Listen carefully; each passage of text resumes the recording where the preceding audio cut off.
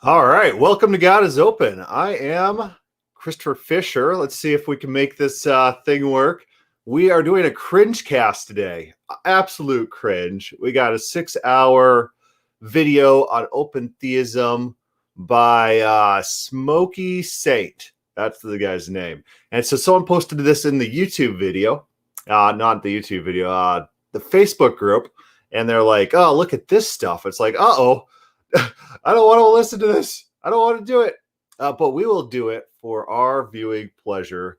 See what they have to say. So I'm going to hit play on this, and then we'll see what they want to say. Oh, yes. A nice, exciting. So his voice reminds me of maybe someone I've interacted with in the past. By Argotha Bob, and also to be joined by Praise I Am That I Am.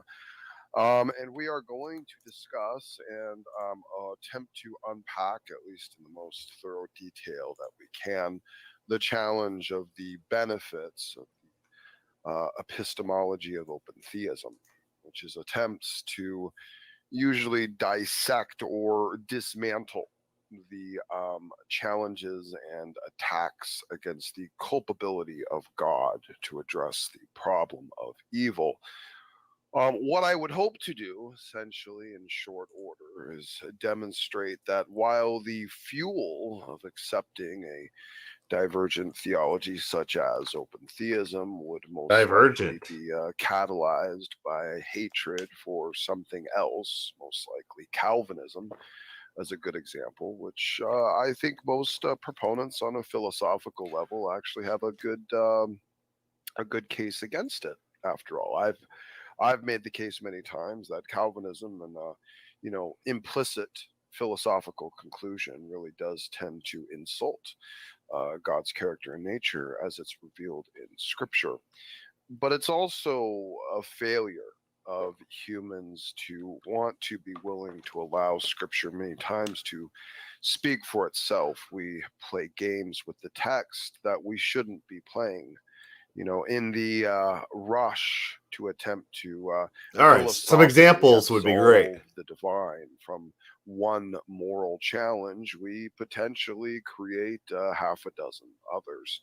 And at some point here, as we discuss with Bob and look into his epistemological justification, I'm going to skip forward just a little bit. Theological perspective. Come on, work for me. So he said that open theism needs someone to hate, and that person is Calvinism. The audio's a little faint. Let's see if I can't boost that up. Edit audio avatar. No, that doesn't work. We'll put this up. Turn my gain all the way up. Is that better?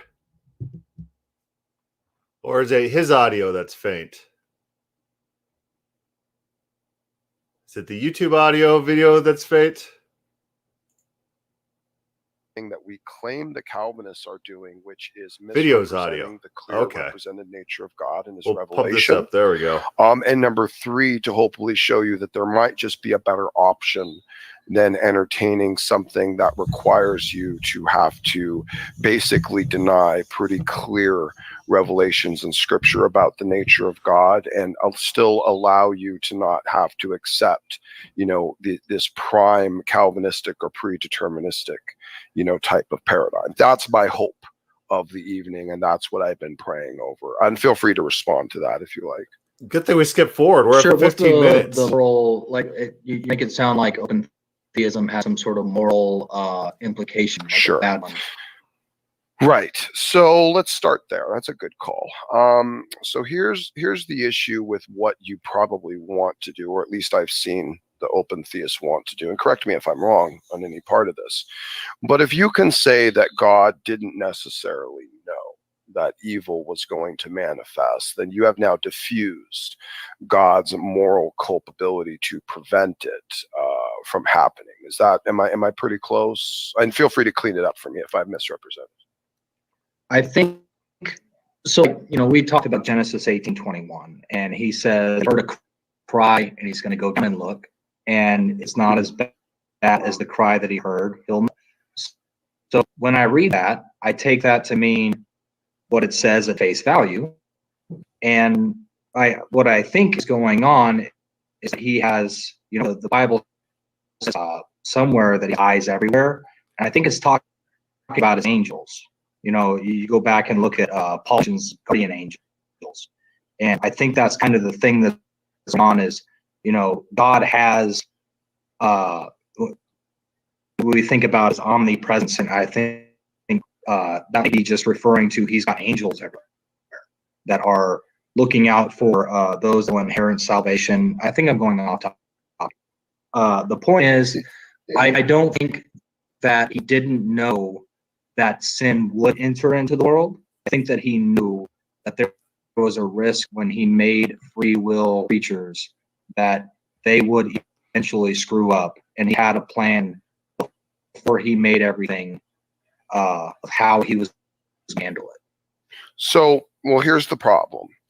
You also have to claim that all the instances of Scripture where it says that. Yeah, I don't know if this Agatha guy, this Bob guy, I don't know if he's an open theist or not. It's kind of interesting how they're laying things down. So God's moral culpability. Of course, any creator is going to have some sort of culpability for their creation, even unintended consequences of their creation. They're going to have some moral culpability for. Terence Fretheim, he actually made this point very explicitly at the Openness Conference in responding to one of Ord's friends presented a paper on how God cannot act in any unloving way, which absolves him of culpability. And Terence Fretheim's response was basically that he has to bear some responsibility. And so even in open theism, God does not avoid responsibility. He does to the extent in the Calvinist or Arminian model, which God knows the world that he's going to create, exactly how it's going to turn out, and then it turns out that way anyway. That's very direct responsibility. He's the direct actor in that case. His creation was the proximate cause of any sin that occurs because he knew the sin that was going to occur and created the world like this anyways. Whereas in open theism, it didn't have to turn out that way. And so God's moral culpability is limited, but still there in some respect. Just as raising kids. Maybe your kid turns out bad. It might not be 100% your fault, but maybe just a little bit your fault. That God, quote unquote, foreknew that he's a really, really exceptionally precise prognosticator, right? So what you're saying is this incredibly precise, aware prognosticator, What's prognostic? That is being able to predict precisely without actual knowledge. So like you're looking at threads of evidence and predicting what the events to come will be. You're not actually in a state of actual knowledge. You haven't actually seen what's going to happen. I like that definition because guess what? The Greek word that that forms the basis of his English word prognostication is prognosko, which is the biblical word for knowledge. And so if he's defining this word as being very good at accurately predicting something, well, that diffuses the Calvinist interpretation of that word in the Bible. I don't know if he puts the dots together, but in the Bible, the Jews prognosko Paul. They knew him beforehand. It's not actually a foreknowledge. It's being familiar with something ahead of time. And so it's just funny how just watching how English words affect, or Greek words affect English words and how we use them and the variety of meaning. And then when people come to the Bible, it has to be like one set meaning. It must be your theology. Just predicting what's going to happen. See what I'm saying? So Yeah, your I God, your perspective is God is just a very, very gifted prognosticator. He sees all the threads, the potential choices, the sociology of man, their psychology, and then is able to pristinely predict what will happen with such a level of confidence and certainty and accuracy that he's never actually been wrong throughout Scripture. Or would you agree that he's got things wrong in Scripture? Are the atheists right when they say he's got things wrong in Scripture? Well, there are a couple of odd verses, like when he's speaking to what's his name? So maybe The guy that Bob's was an married to atheist? Jezebel or Jezreel. You know who I'm talking about? No, not really sure what you're talking about. Ahab. So, like, are you saying that you Ahab? don't think? So you don't really think that the Bible is inerrant? No, I think the Bible is.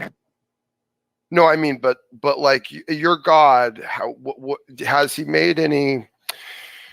Has he made any mistakes in the Scripture? Like, are there any contradictions? So he or must any be like an errors, open or any theist. inconsistencies? Is there anything that would show or give evidence that this God doesn't always get it right, or does he always get it right?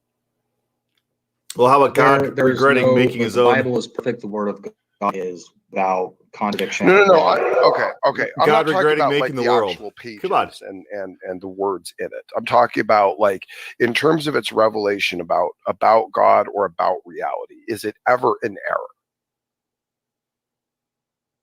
Yeah, I think he's an error. I think there. he makes threats to people, and then when they repent, he changes his mind about what he was going to do to them. Okay. All right. So that's actually a pretty interesting, the language that they use, the your gods. And so I think it's Matt Slick who has publicly stated that if God was the God as open theists describe, then he would not worship him as God. And which it's a pretty bold statement, but it makes you think maybe people like Matt Slick aren't really Christians. And it's not like they're just ignorant and then they'll get to heaven one day and then they'll confront God and God will say, you're wrong about me. They might still be in rebellion. They might say, this is terrible, and refuse to worship God because they're so dedicated to this picture and they so much hate the picture that open theist draws about God. So they're in danger. They're in danger. I'm not going to be the one judging them. So God will one day judge them. So, let's see if I can reframe this. So you're basically painting the picture that God is, because he expresses the way he feels about certain things. Armenian model of God was correct. Doing it, I'd then that worship God. It automatically means that he is actually feeling. Because that would represent correctness. And if the Calvinist model of God was correct, I wouldn't have any choice either way. So it would be a moot point. Those things at those moments. Oh yes, I think God has emotions. No. But okay. But you have so you started with a presupposition that we don't both accept, that God is contingent on time. Okay, we don't both accept that. See, for me, I believe that my God is timeless. It's outside of time. That he was before time ever began, because time is a physical property. And time only has relative function and effect on something that has mass and matter. So basically, if you're going to believe that God is subject to time, that also means that your God is physical. By essentiality. So notice how that works. So if you control every single definition, you know exactly what mass and matter is. Remember, there's the podcast I did with my brother where we fundamentally don't know how the universe is composed. We fundamentally don't know what matter is and the inner workings, the fundamental building blocks of reality. But he's telling us he knows, Smokey Saint knows what time is and what matter is and how time relates to matter. And he knows that God doesn't fall under this definition of matter that he knows explicitly. And therefore, you add all those together, and therefore God is like a physical being or something like that in open theism. I don't think our Bob friend agreed to any of those premises yet. And there's quite a lot of them, and they all need to fit together in order for this argument to work. So that, what's that? God is a spirit, and he must be worshipped in spirit and truth. No, that's not what you pitched, though, because you say that your God has to be contingent on time.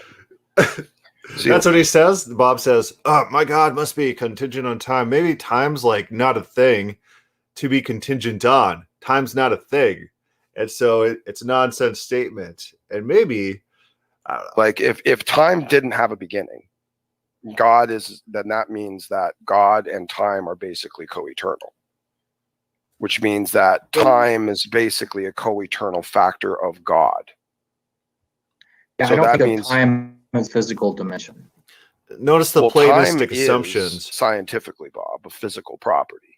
It is. In fact, even the very way that you and me experience time as we know it is solely a byproduct of our relative position in the universe and the matter around us and our position. It's all extremely relatively focused. This is why they have all those talks about how when you travel away from the earth and back to it, so much time has passed here and so much time has passed for them. Time is an extremely relative idea, and it's all tied to relative mass. It all has to do with physicality. Maybe we should call my brother is not the only things that can be bound by time are physical things that are made of physical mass and physical matter. Philosophically, that's what you make God become. I just see cases in the Bible where God reacts to things emotionally. He has he repents. All right, let me try to raise your thinking a little bit, because what you're doing, Bob, is you're putting God in a three-dimensional box, and you're presupposing that, which is why you're not following what I'm saying here. So I'll tell you what. Let's consider the idea that God was timeless for just a moment. Go ahead and pull yourself into my theological box for just a second. Let's pretend the idea that God is actually timeless. Okay. So when would he have decided to make reality if he was timeless? No. What's that? Never. Right. The actual decision has no chronological place. John, are you with us? Which means that the decision itself is eternal. The decision to make reality is co-eternal with God, because it didn't have a chronological starting point. Okay. Now, if God was also timeless and could see everything that would happen in reality, then he would be aware of what would transpire when he created it, right? Because he's timeless, he's outside of it, so he creates time. Right, but he wouldn't be able to react to it. Well, no, what I'm saying is that everything that he would decide and react to, because he's already seen it, because he already knows how it's going to unfold, he's already reacted to it in an eternal way. It's just the humans, it doesn't help the humans for them to hear about God. No, I swear I've interacted with this guy before. His voice is very familiar, and his arguments sound very familiar as well. And so he assumes all his philosophy. So time must be specifically defined as something related to the material world. I don't know if he's told us what time is yet. He has all the answers, but he hasn't told us what matter is, what time is, and the specific relation between the two. Just that they are related, and time is some sort of thing. And that thing, if it's co-eternal with God, then it's like equal to God. Notice the Platonistic logic. So the Platonistic logic is God is the most simple being, because if he was parts, then he could be divisible down to the more simple element, and that more simple element would be God. And so if there's something that's co-eternal with God like time, then time is God as well, co-equal to God. These are Platonistic value sets that he's bringing into the discussion, and he's just positing it to Bob, and Bob never agreed to this Platonistic value set. John, are you there? Did you hear any of this Smokey State guy? A little bit. Can you hear me? Yeah, I can hear you. Let me rewind a little bit, and he'll tell us all about time and how time works. God, what has he made any Has he made any mistakes in the scripture? Like, are there any contradictions? Are there any errors? Are there any inconsistencies? Is there anything that would show he has or like a give evidence 6-hour that stream God here. doesn't always? I'm gonna try to. You go through the whole thing. No, I can't do the whole thing. It's a Cringecast. It automatically means that he is actually feeling those things at those moments. Okay. Did I skip too far? Oh yes, I think God has emotions. It's 6 hours, so I have to click around in here. But you have so you started with a presupposition that we don't both accept that God is contingent on time. Okay, we don't both accept that. See, for me, I believe that my God is timeless. God is contingent on time. He was before time ever began. Because time is a physical property. Time is a physical property. Only has relative function and Are you hearing this guy? Yeah. So he says time is a physical property. Is that true? Time is measured by the difference in relationship between objects. So I don't know. Like, arguably, it is a physical property. Arguably, physical things are used to measure what we call time, which is a conception. But you know, how do you know the difference between your measurement and what the thing itself is? I don't know if you can just, like, you can't claim through physics that time is not physical. Right. It's an assumption that he's bringing in the conversation, and he's just throwing it. And then Bob is just like, what is this guy talking about? Bob earlier had to. Is this Bob Enyart? No, this is Bob Argatha. Earlier he had to get Smokey Say to tell him what prognosis means. And so I don't know if Bob is tracking on all this this talk about physics and time here. Effect on something that has mass and matter. So basically, if you're going to believe that God is subject to time, that also means that your God is physical by essentiality. Okay, so here's his argument. Time is a physical property, and if God is subject to time, Bob here never said that he believes that time is a physical property, and he never said that God is subject to time. Yeah. And Smokey Saint puts those together and says, your God must be physical. So that, what's that? God is a spirit, and he must be worshipped in spirit and truth. No, that's not what you pitched, though, because you say that your God has to be contingent on time. That's what see, like if Bob, for the record, Bob never said my God must be contingent on time. Yeah. For the record. Time didn't have a beginning. Which is different than saying God is within time. God being within time is not the same as being contingent. Which means that time is basically a co-eternal factor of God. Yeah, so I don't think of time as physical dimension. Well, time is scientifically, Bob, a physical property. It's scientifically, it's a physical property. In fact, even the very way that you and me experience time as we know it is solely a byproduct of our relative position in the universe and the matter around us and our position. It's all extremely relatively focused. This is why they have all those talks about how when you travel away from the earth and back to it, so much time has passed here and so much time. I'm going to throw out another way that we experience time differently, just how our brains function. And so because our experiences are based on how our brains function. So we do, in fact, that's not like you wouldn't say that's based on your mass or density of your physics. Just how your brain functions could give you a different experience. We might measure people's experience of time differently based on their physical location, but experiences are a mental process, right? Yeah.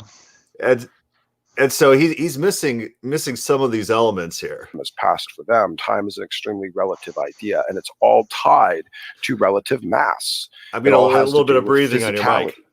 So something is not able. The only things that can be bound by time are physical things that are made of physical mass and physical matter.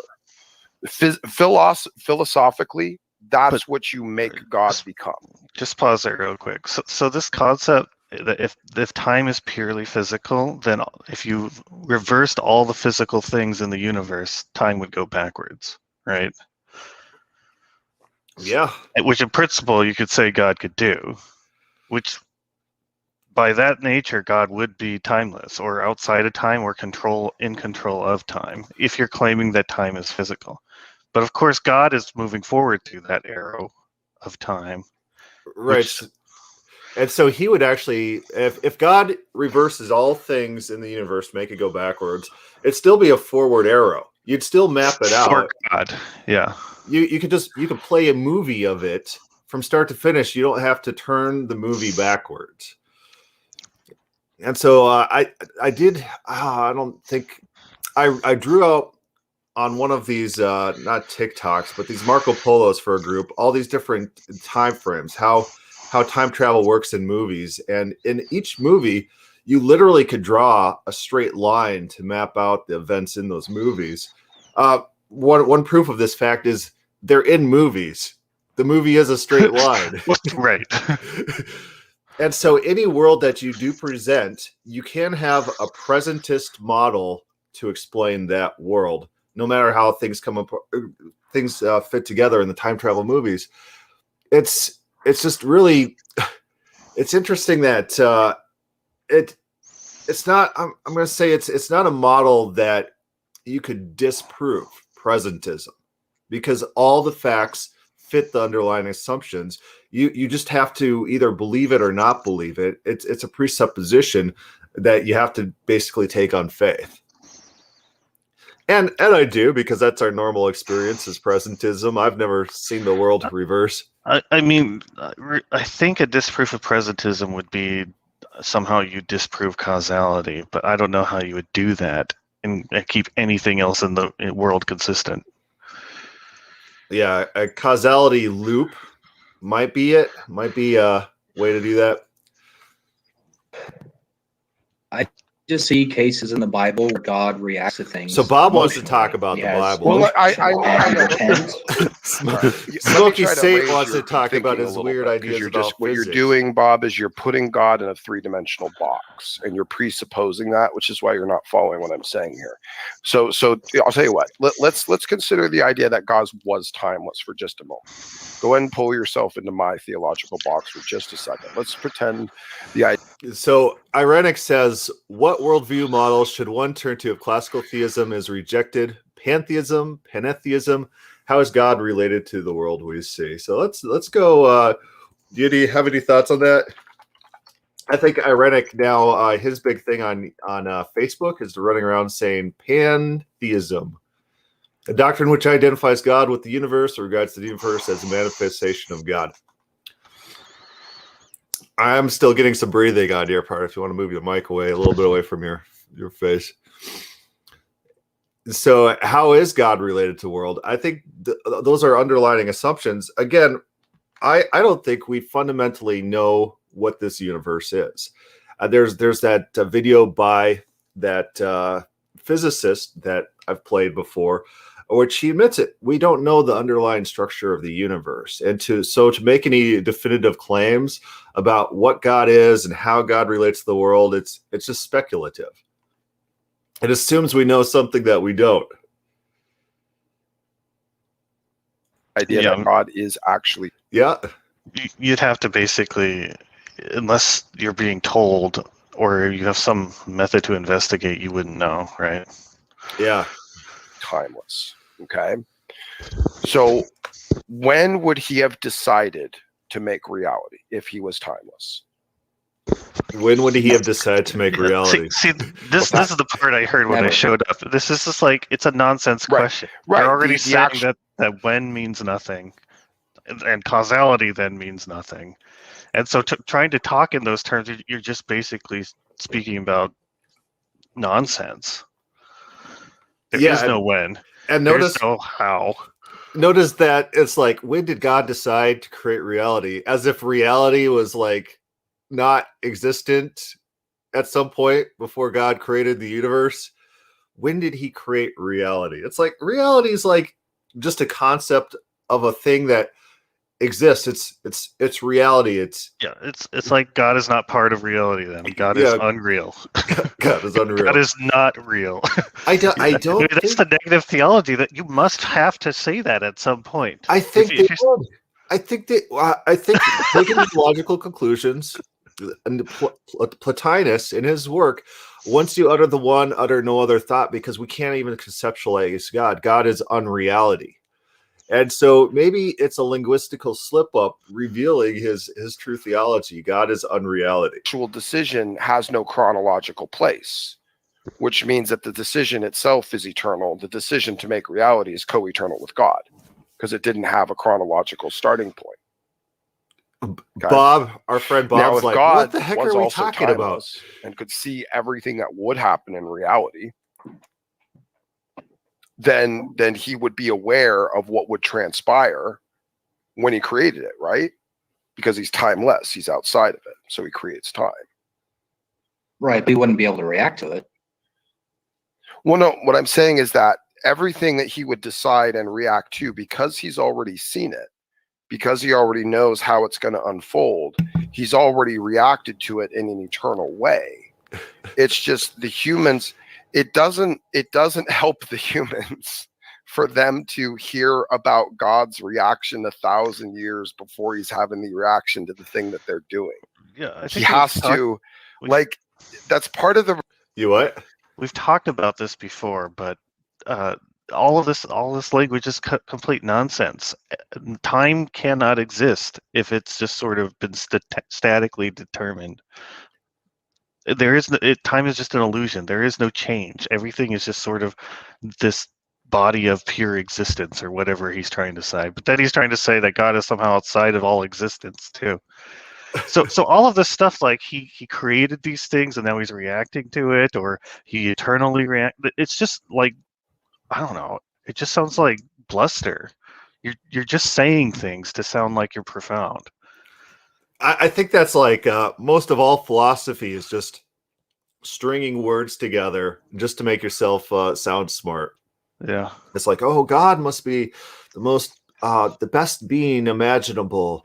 And so to be that, like if there's a guy with one hat and there's a guy with two hats, well, the guy with two hats is definitely better. And so God must have like an infinite plus 3 hats. Yeah, he can't ever be lesser than the person with more hats than him. Oh, no, but maybe adding hats. Oh, no, that adds parts. So you got to simplify it. So he's got like... He has one giant hat. He is identical to his hat. He is the hat. He is the hat. Relationship with a person. Yeah, it does lead to pantheism. So I think this is the guy. His voice is very familiar. I think I've interacted with him before, and I think I interacted him with the greatest being argument. So there's an argument in Christianity that God must be the greatest being imaginable, and I said, oh, the argument's this. So if God is the greatest being imaginable, and a being that exists is greater than a being that doesn't exist, therefore God must exist. Have you ever heard anyone argue this? Actually, a lot of people who take this very seriously. Oh, yes. There's a lot of people who take it very seriously. I was like, okay, so I got an object. I'll call it, I don't know, a whatchamajigger. And the definition of a whatchamajigger is the pinkest object that ever exists. And an object which exists, I said the pinkest object imaginable. And so a pink object that exists is pinker than an object that doesn't exist. Therefore, my whatchamajigger exists. And so then they divulge to special pleading. They'll say, oh, no, that doesn't apply because the definition of God is like the greatest being, and there's only one of these. And so the argument only works with God and nothing else that you're going to present and pull into the conversation. Like, what is this? What are we doing here? Do we just special plead our definition? It's like You put in the definition God existing, and then you argue that he must exist because it's in the definition. That's all sorts of logical fallacies. Oh, and then you can't use it for any other concept, trying to use the same methodology. I've dealt with these people, and that's it's part of their greatest being argument, where where God must be this absolute pure simplicity or unchanging entity that can't degrade in any way. Because guess what? We got a word, and that word has a definition, and part of that definition means that God must exist. It's all nonsense, and they think they sound really smart in doing that. To know how you react. If God reacted to man in a 4-dimensional way, it's unrelatable. It's unpersonal. It doesn't make sense. You're requiring God to express himself in a way, in an impersonal way. That, and it doesn't. Oh my gosh, LNG White. Is this Jamie? Is it Jamie? It is Jamie. Jamie's doing that just to trigger me. What's up, you filthy, rancid, brained old shut-in? You got another prophecy to fail at us for? I have a "This saith the Lord" for Smokey. Oh no! Now they're laughing. Well, we were just breaking into it. I was attempting to find the epistemological justification. What we're currently on, Praise, is basically God relating to humanity on a personal nature. See, Bob is looking at it from a very unequivocal sense, almost as if when we talks about, how like God will cover us with I don't think Bob's done much talking. For Bob's hermeneutics, I don't think we do what Bob believes. We are literally believing that God has wings. So Bob's the only one who's disagreeing with him? Because now we have to take anthropomorphism. I'm sorry? So it's now 4 versus 1 in this talk? I don't know who these people are, so maybe we'll see.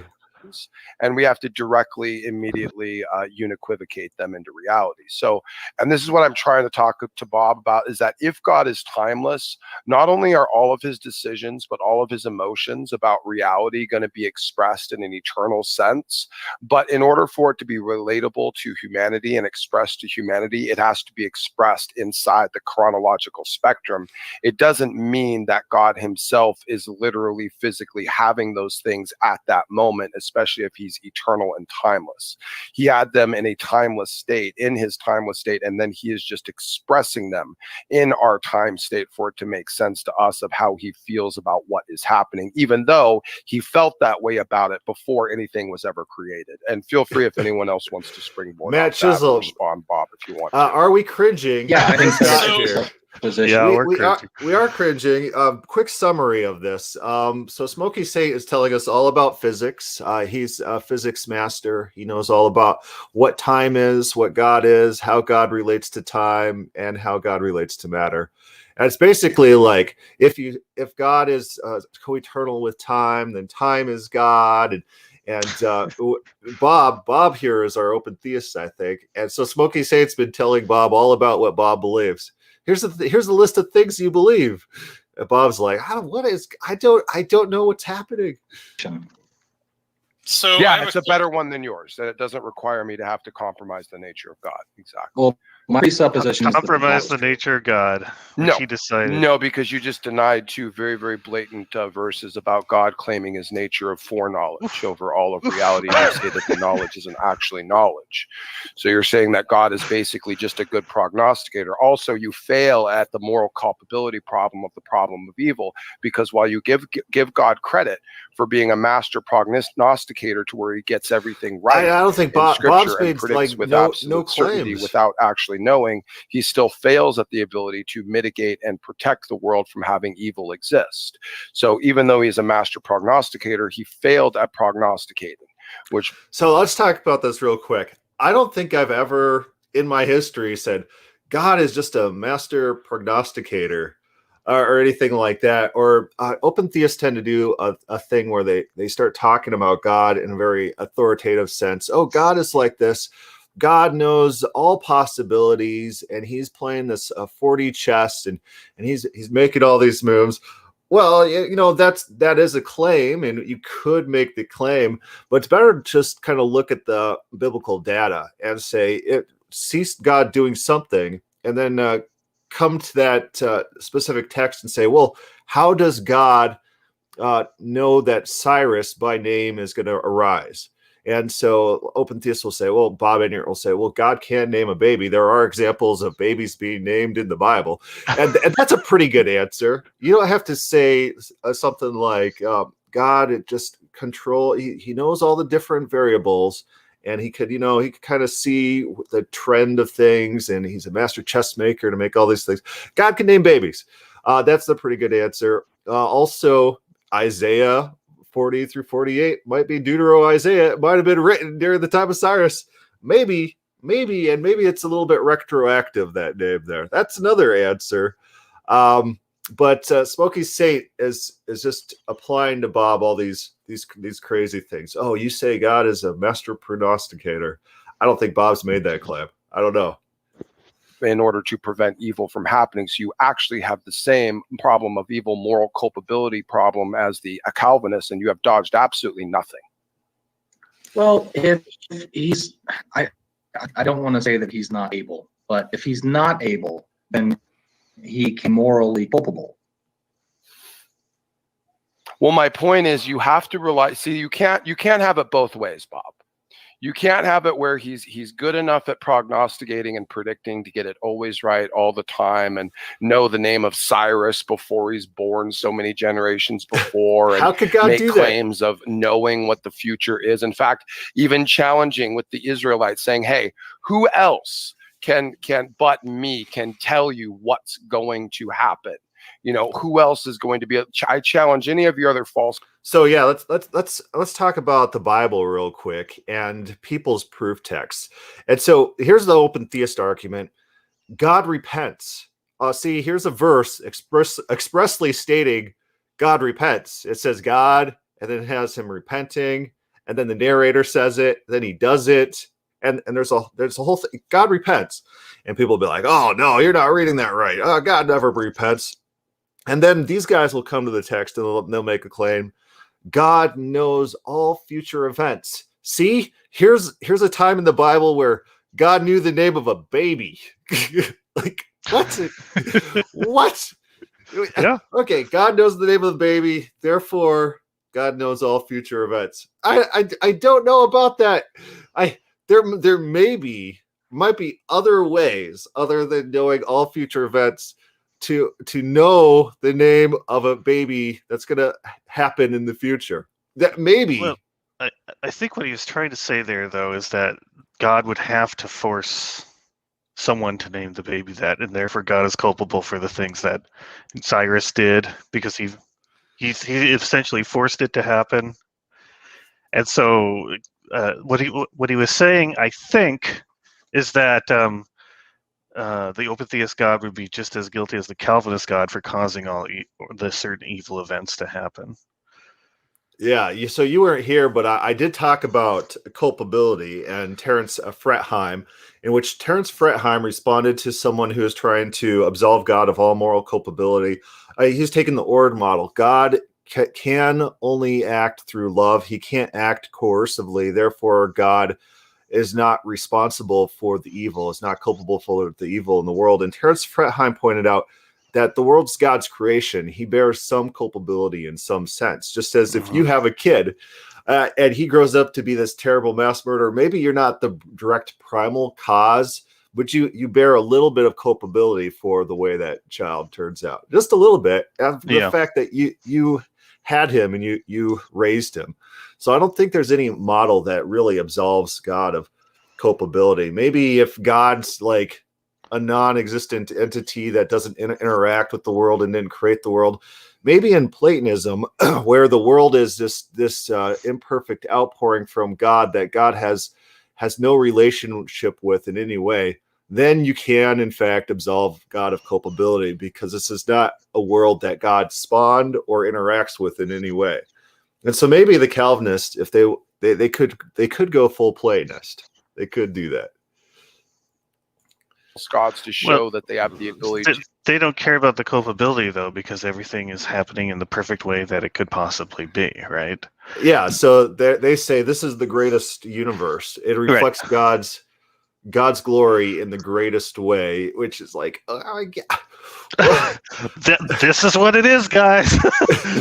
This is what absolute perfection is.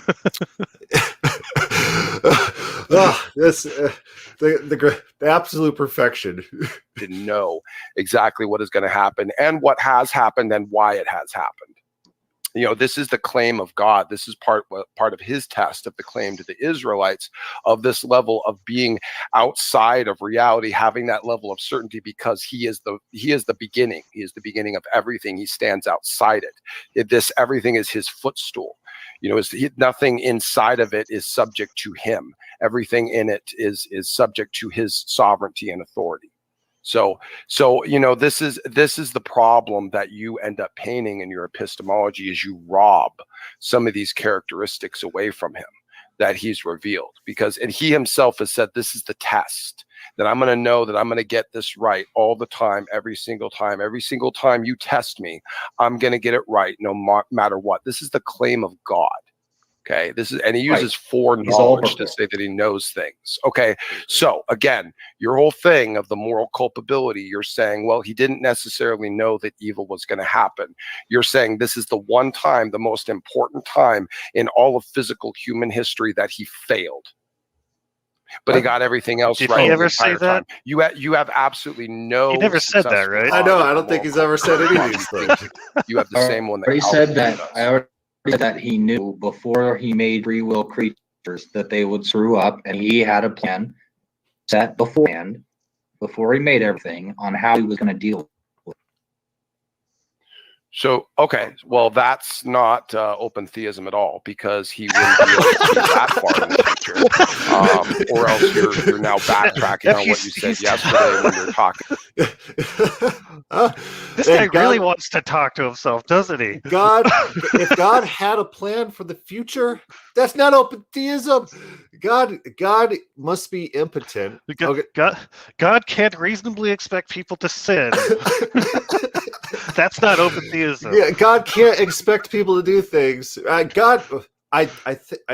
seriously think I dealt with this guy, and I think this guy made the argument that God has to be completely ignorant if the future is not set. God is just surprised by everything happening. Oh, what's happening? He has to be more ignorant than we are. Yeah, he's got to be in a constant state of shock. I think James White does this when James White did a video on that mass shooting that was in Las Vegas that the government never gave us any answers about. Remember that one? Yeah. And James White, he did a little episode on that in which he is critiquing open theism. If I'm piecing my memories together, right? In which he's in open theism, God's surprised about this mass shooting. I don't know what is happening here.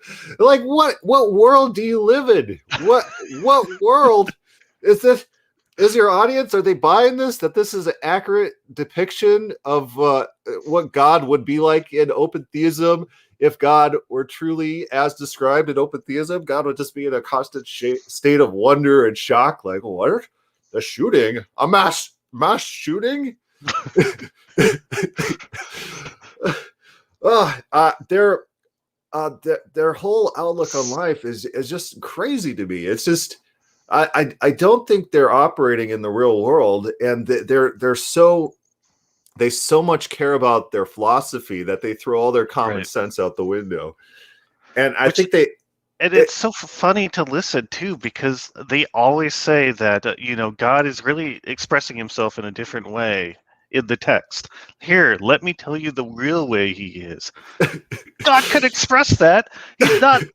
He is no more limited to express it the way you're doing it than you are. But he never chooses to do that. Very interesting. Yeah, very interesting how the text always says exactly opposite of what you believe about. Right, and you always have to re-explain it. Because you're just lesser than they are, I guess, in understanding what the meaning is.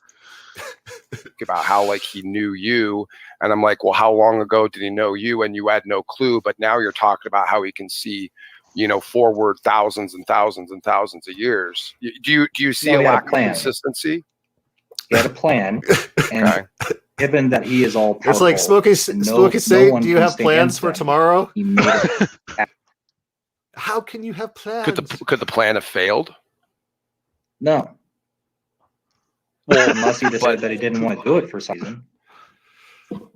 Well, but if he doesn't have actual control, I mean. So here's another thing they'll do. It's if God was truly as described in open theism, then God couldn't accomplish anything. So if God says that he's going to bring Jesus to earth around 6 BC and have him live a ministry and probably die in some capacity, God's incapable of bringing that to pass. God can't do that. They have an absolutist thinking that if God respects free will, he respects all free will in all ways, and therefore never acts in any meaningful way.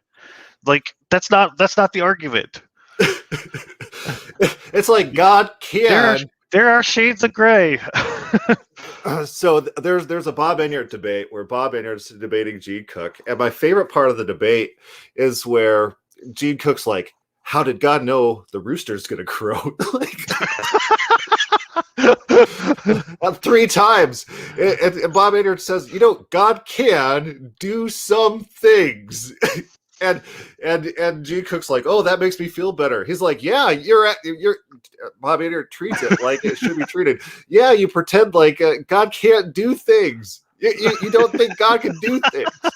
You don't."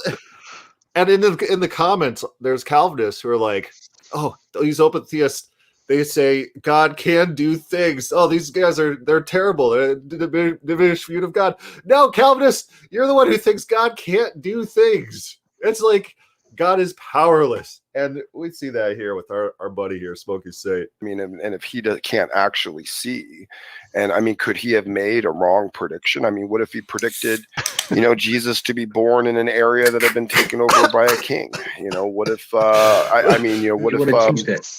what if he had, I'm sorry. I mean, was it not an area that had already been taken over? Yeah, no, they were under Roman occupation. That's literally what was going on at the time. Yeah, so all sorts of how can God pick a place for Jesus to be born? How on earth can anyone think that God could do that? What if the place is different in 100 years? So one thing that's really funny is there's times in the Bible where God says things are going to happen and those things don't happen.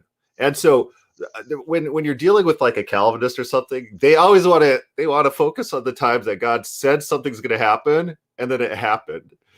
And but they don't seem to want to talk about those instances in which the thing God said would happen didn't happen. Like 40 days and Nineveh will be overthrown. And then they'll just start throwing up red flags everywhere. They'll be like, "Yes, but the conditions changed." I'm like, "Yeah, yes, yes, they did." And so the thing that God said would happen did not in fact happen because the conditions changed. And so literally, like if let's say Bethlehem was prophecy in the Old Testament that must come true. It must be in Bethlehem. And then Jesus was born somewhere else. He was born in Nazareth or something like that. And they would come to the text and they'll say, "Well, it says this, but then this happened. And so then this is the reason why he is born in this other place." Yes, that is what, yes, if there are reasons that the prophecy did not come true. Yes, that is true. Things changed, circumstances changed. You're not proving your argument. You're proving the opposite, that God reacts to events. And then it's always after the fact that they're going to explain it away so that it still kind of fits their theology. They don't have to deal with it. But yeah, God says things are going to happen that don't happen. Israel defeating their entire all their enemies in the promised land never happened. Did not happen. God said without fail it would happen. And they'll say, "Yeah, but Israel was evil." And then God left them there to yeah, the Bible actually says that God left them there to test Israel to see what's in their hearts, And so that's an acquiring information. But they'll say, "Well, they didn't follow God." And so that's why those people are yes, that is true. Things changed, and then the thing that God said would happen did not happen. Well, it's funny is that kind of reveals a mindset where they functionally they operate in the present. They act as presentists, but then occasionally they have to like hold back and start talking about God being holier than thou. Anytime they're forced to sort of relate it to God himself, they completely reverse track. But every time they're just trying to just read the text and interpret it, they start behaving like open theists. Because basic Calvinists don't believe their own theology. This is I've been on Facebook. Anytime they post a meme like making fun of Arminians, they're like, here's an Arminian trying to save himself, and they show a guy doing something. It's like, you don't believe that. You believe that God is controlling that guy meticulously to act in that manner. This is God's doing. Why are you blaming the man? Then they post people making fun of Arminians for believing in free will. It's like, no, they didn't have a choice in it. Why? Who are you mocking here? Are you mocking them? Or are you mocking God? They literally do not believe their own God theology. mocking God. Yeah, it's like in reality.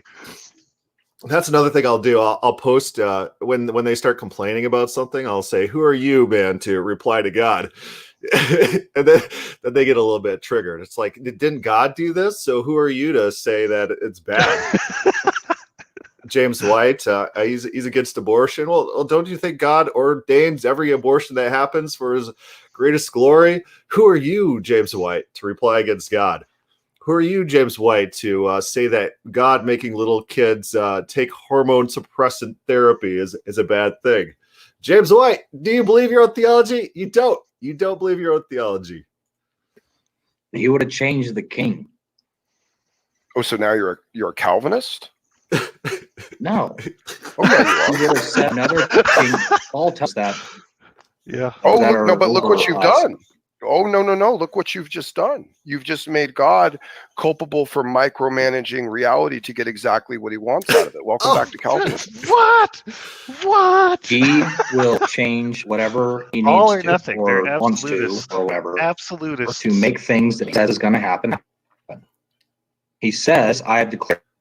So yeah, what they'll do is if they're interacting with you about free will or something, and they have God doing something like let's say there's a king, and we'll just call him King Nebuchadnezzar. I'll just pick a random name, and God wants to humble him, and then God turns him into a raving lunatic wild man for years on end until the guy repents. They'll say, "See, that was a violation of free will. So open theism is wrong." What's open theism's claim? That God cannot do things. I guess that is the open theist claim. That God can't do anything. I mean, I wonder if say you're just trying to walk to the store and I push you out of the way onto the ground. You Did I just violate violate my your free will? I stole your free will, so therefore I guess I'm God micromanaging your decisions. Gravity violates my free will. That's My free true, will too. wants me to fly through the It's sky. just like, it's not practical. I don't know what. I think what he's trying to do is get as many gotchas as he can. And he's just pulling it out of his butt.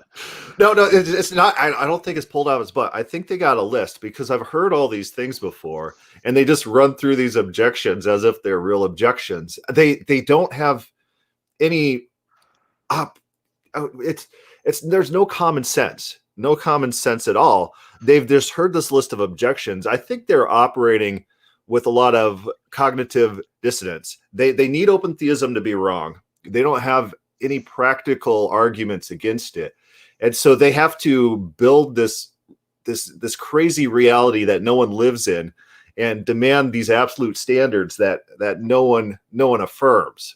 God can't do things. God can't get a rooster to crow 3 times. No. That's beyond God's scope. Oh, that violates so much will. I mean, it's like they're living with roosters all the time in that area. Roosters crow in the morning. They crow 3 times every day. It's like, that prediction is really just saying before the end of the night is over. Yeah. You don't even have to make the rooster crow. And if God wanted to make a rooster crow, he could. I don't think God, who created the world and the universe and roosters, it might not be too much of an issue to get a rooster to crow. That might, maybe. And I will do. Another thing about that, let's say Peter repented. So if we're talking about Peter denying Jesus 3 times before the rooster crows, let's say he repented. Then the Calvinist would come to the text and say he repented, so therefore it didn't come true, just like Nineveh. So 40 days and Nineveh is going to be overthrown. Nineveh was not overthrown, and it didn't come about. And they say, look, he repented. So even if Peter didn't deny God the 3 times, they would have an excuse for why it didn't happen. Built in, circumstances changed. That's the open theist argument. Mm-hmm. This thing didn't have to come true. And so to point to the thing coming true as your evidence against open theism is a bad argument. It's not being consistent with how they treat the rest of the Bible. Well, what's the old saying? If they have inconsistent standards, if they didn't have inconsistent standards, they wouldn't have any standards at all. Benjamin Arnold. All right. Well, maybe someone else, Praise, do you want to chime in on some of this? I actually have a clip I'd like to show. It's only a minute from sure, William man. Lane Yeah, Craig. go for it. Absolutely. So it is a 4 versus 1. For Bob. This is for Bob, baby. Did you read all those verses, Smokey? I did. Yeah. I don't know who this There were a Bob couple guy of is. them that I had typed in the Yeah, chest I when I was think a looking at my couple of notes them and weren't viewing it. right. Yeah, I think Right. a couple of them might have not been right. Yeah, I was a little confused on a couple of them. I think the Mark one for sure. Okay, yeah, Praise, go ahead. There's a theology today that is making inroads into the Christian church called the openness Yeah, of this is William God. Lane Craig here. It claims that God cannot and You've does already gone not over this foreknow video, the right? free Yeah, acts of I human did. beings, Yeah. and therefore can only guess at the future. He's said to be a God who takes risks, who gambles, and who sometimes loses. I always think of the book Wild at Heart. Did you ever read Wild at Heart? That's that Elridge I book. didn't. It was really popular in like the 90s. Everyone's like, this is the best book about God. It's about raising young boys to be manly boys and taking risks. And there was a passage in it where it's like, God takes risks, but I'm not one of those open theists. It's like, okay, in what way does God take risks? I don't know. I don't know. But the passion predictions, such as the ones we've looked at today, show that openness of God theology is wrong. Jesus knew, and knew in sufficient detail, that it couldn't have been guessed exactly what was going to happen to him during that week in Jerusalem. Openness of God theology, therefore, inevitably depreciates the person of Christ. In the story of the triumphal entry, we see disclosed Jesus' sense of lordship as he directs events toward their foreseen ends. Wait, directs them or knows them already? So one thing about the Bible that you're gonna atheist George Smith, he takes a big problem with the Bible, how the Bible uses prophecies. So it says Jesus is going to be nailed on a tree, and there's a reference in the Psalms, and you turn there, and it's just David talking about some other thing completely. And so there's no face value obviousness that it's like a future prediction or something. Yeah, it's actually the vast majority of the so-called prophecies about what happened to Christ are more like what do you call them, analogies? Parallels, I'd say. Parallels, yeah. So fulfillment doesn't necessarily have to mean that some prediction was made in the past and then it was fulfilled later. It means that it parallels. And like 90% of the things said about Jesus in the New Testament is that.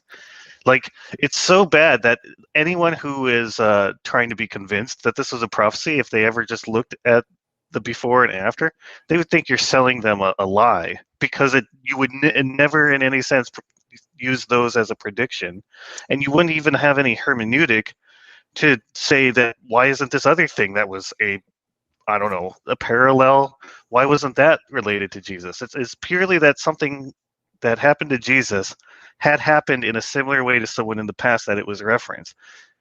That's a parallel. So there's the ancient Roman book that parallel lives that talk about parallel lives of different people, just drawing analogies and comparing people. And so I think that's what's going on. So when William Lane Craig here says that all these things are specifically stated, he's most likely referring to these things where David says, my bones aren't broken. And, and you turn to those passages and it's not about Jesus. It's just drawing a parallel. And so William Lane Craig is overstating his case and assuming that these Old Testament references function in his specific way, which it's not obvious from the original context. Well, yeah, it's not only not obvious, but if you were to go up and say, look, these prophecies prove that they knew about Jesus, and you look at that, you would think that it's a snake oil salesman. Unless you understand it as parallels, it seems like you'd be dishonest to people.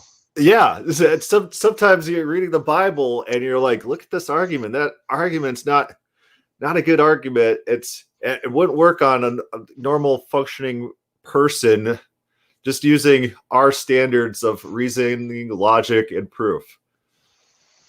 But we'll go on and see what they say. Wait, I'll go back. Hold on, finish. Their foreseen ends. That's too quick. Hold on, let me get back. Jesus' sense of lordship as he directs events toward their foreseen ends.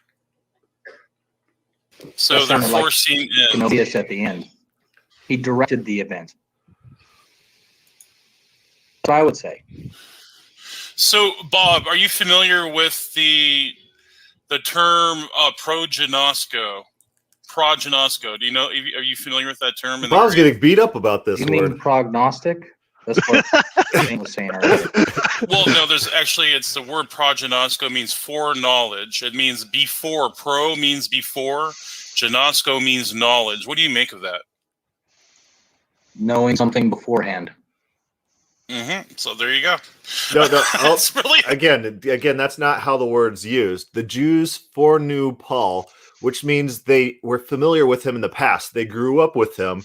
They knew him from the beginning, which is from his youth. They've been familiar with him, and they've been acquainted with him in the past. And so that it's another linguistical trick. We take this prefix, it means before, and this knowledge. So it means knowledge of something before it happens, or being familiar with something previously. Right. So it matters how you like the problem you have is that because of the historical tradition, foreknowing has meant a certain thing, right? That's not how, but you got to understand how the word was used at the time. You don't. There's a whole history of Christian tradition which changed the way that you use words, and then they use that as a gotcha again when in fact they're not using it in the right context. Yeah, like Joel Hoffman even points out that the word structure doesn't necessarily mean, the word origins don't necessarily mean what you want them to mean. For example, in the Bible, in the King James, for example, it uses the word let. Do you know what the word let means in the King James? No. If someone lets something, that means they stop it. Like I think it's like tennis, when you let the ball, it's a stopping of the ball. And so the word usage has changed over time, whereas the New King James is not going to be using that word. He also uses the word stationary. Stationary, we think of letters and papers, but the word origin came about because the monks would sell this paper and other supplies at a stationary desk. And so the word origin doesn't necessarily correlate with what the word means and how the word's used. So you really need to look at context to try to determine meaning. Even if the word makeup, even if you could go say, well, this word comes from this word, doesn't necessarily mean what we would try to pull out from those words. Mm-hmm. And it's funny. In Spanish, they always used embarazado as one of those near cognates where in English, we might think that it means embarrassed, but it means pregnant, something like that. That's simple, man. Like, why are you going to these levels, my friend? Like, this is craziness. If God knows something beforehand, that means it's known beforehand. He does, my boy. So notice the certain type of knowledge that they want too. So the knowledge they want is direct access to propositional truth value of an object. And so in their mind, so that let's say you're dealing with computers. If you're doing computer programming, you have a program and it's filled with objects, and objects have various properties, Boolean properties. Like let's say you're in Visual Basics, you can make a window visible or not visible. So that's a property that you can toggle. You can make it true or false, enabled, disabled. And so reality in their mindset is just a collection of objects and with a propositional truth value of yes or no. And God has direct knowledge, direct access to that propositional truth value of all objects in existence. This is their idea of knowledge. And so that knowledge is not falsifiable. It's not like I can know that there's a red car, and then that red car, it doesn't actually exist. The knowledge is direct access to the object itself. It's not even tangential knowledge. So I know a red car exists because it's filtered through the air to my eyes, and my eyes interpret the data.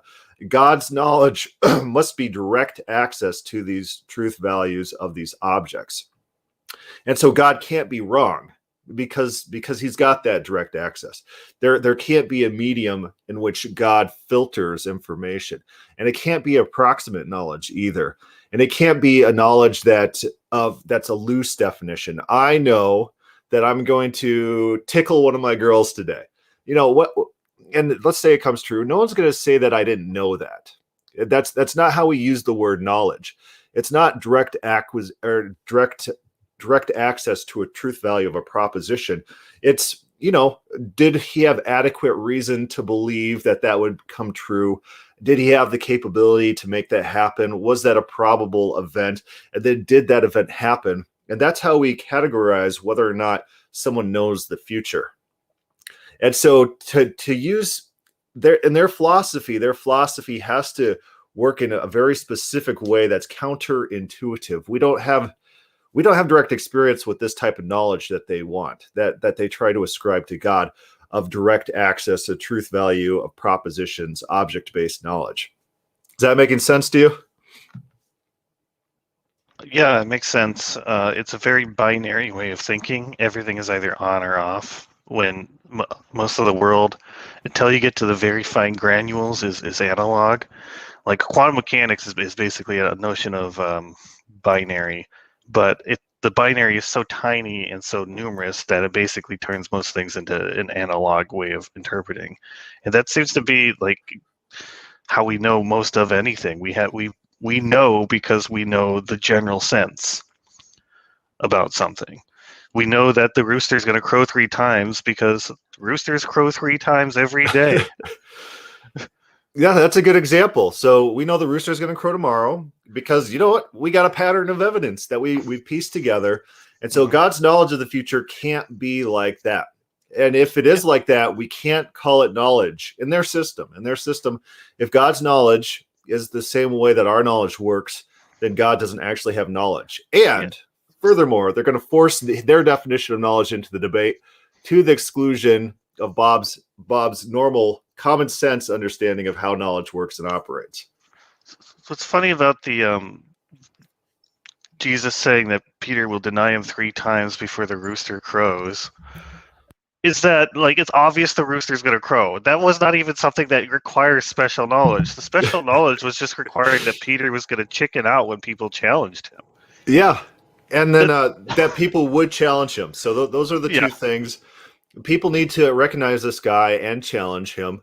And then that all has to happen in a certain time frame. Right. And if it doesn't happen, guess what? Jesus just warned him, and it was a warning, and he reformed himself. Right. He'd do a Hezekiah instead.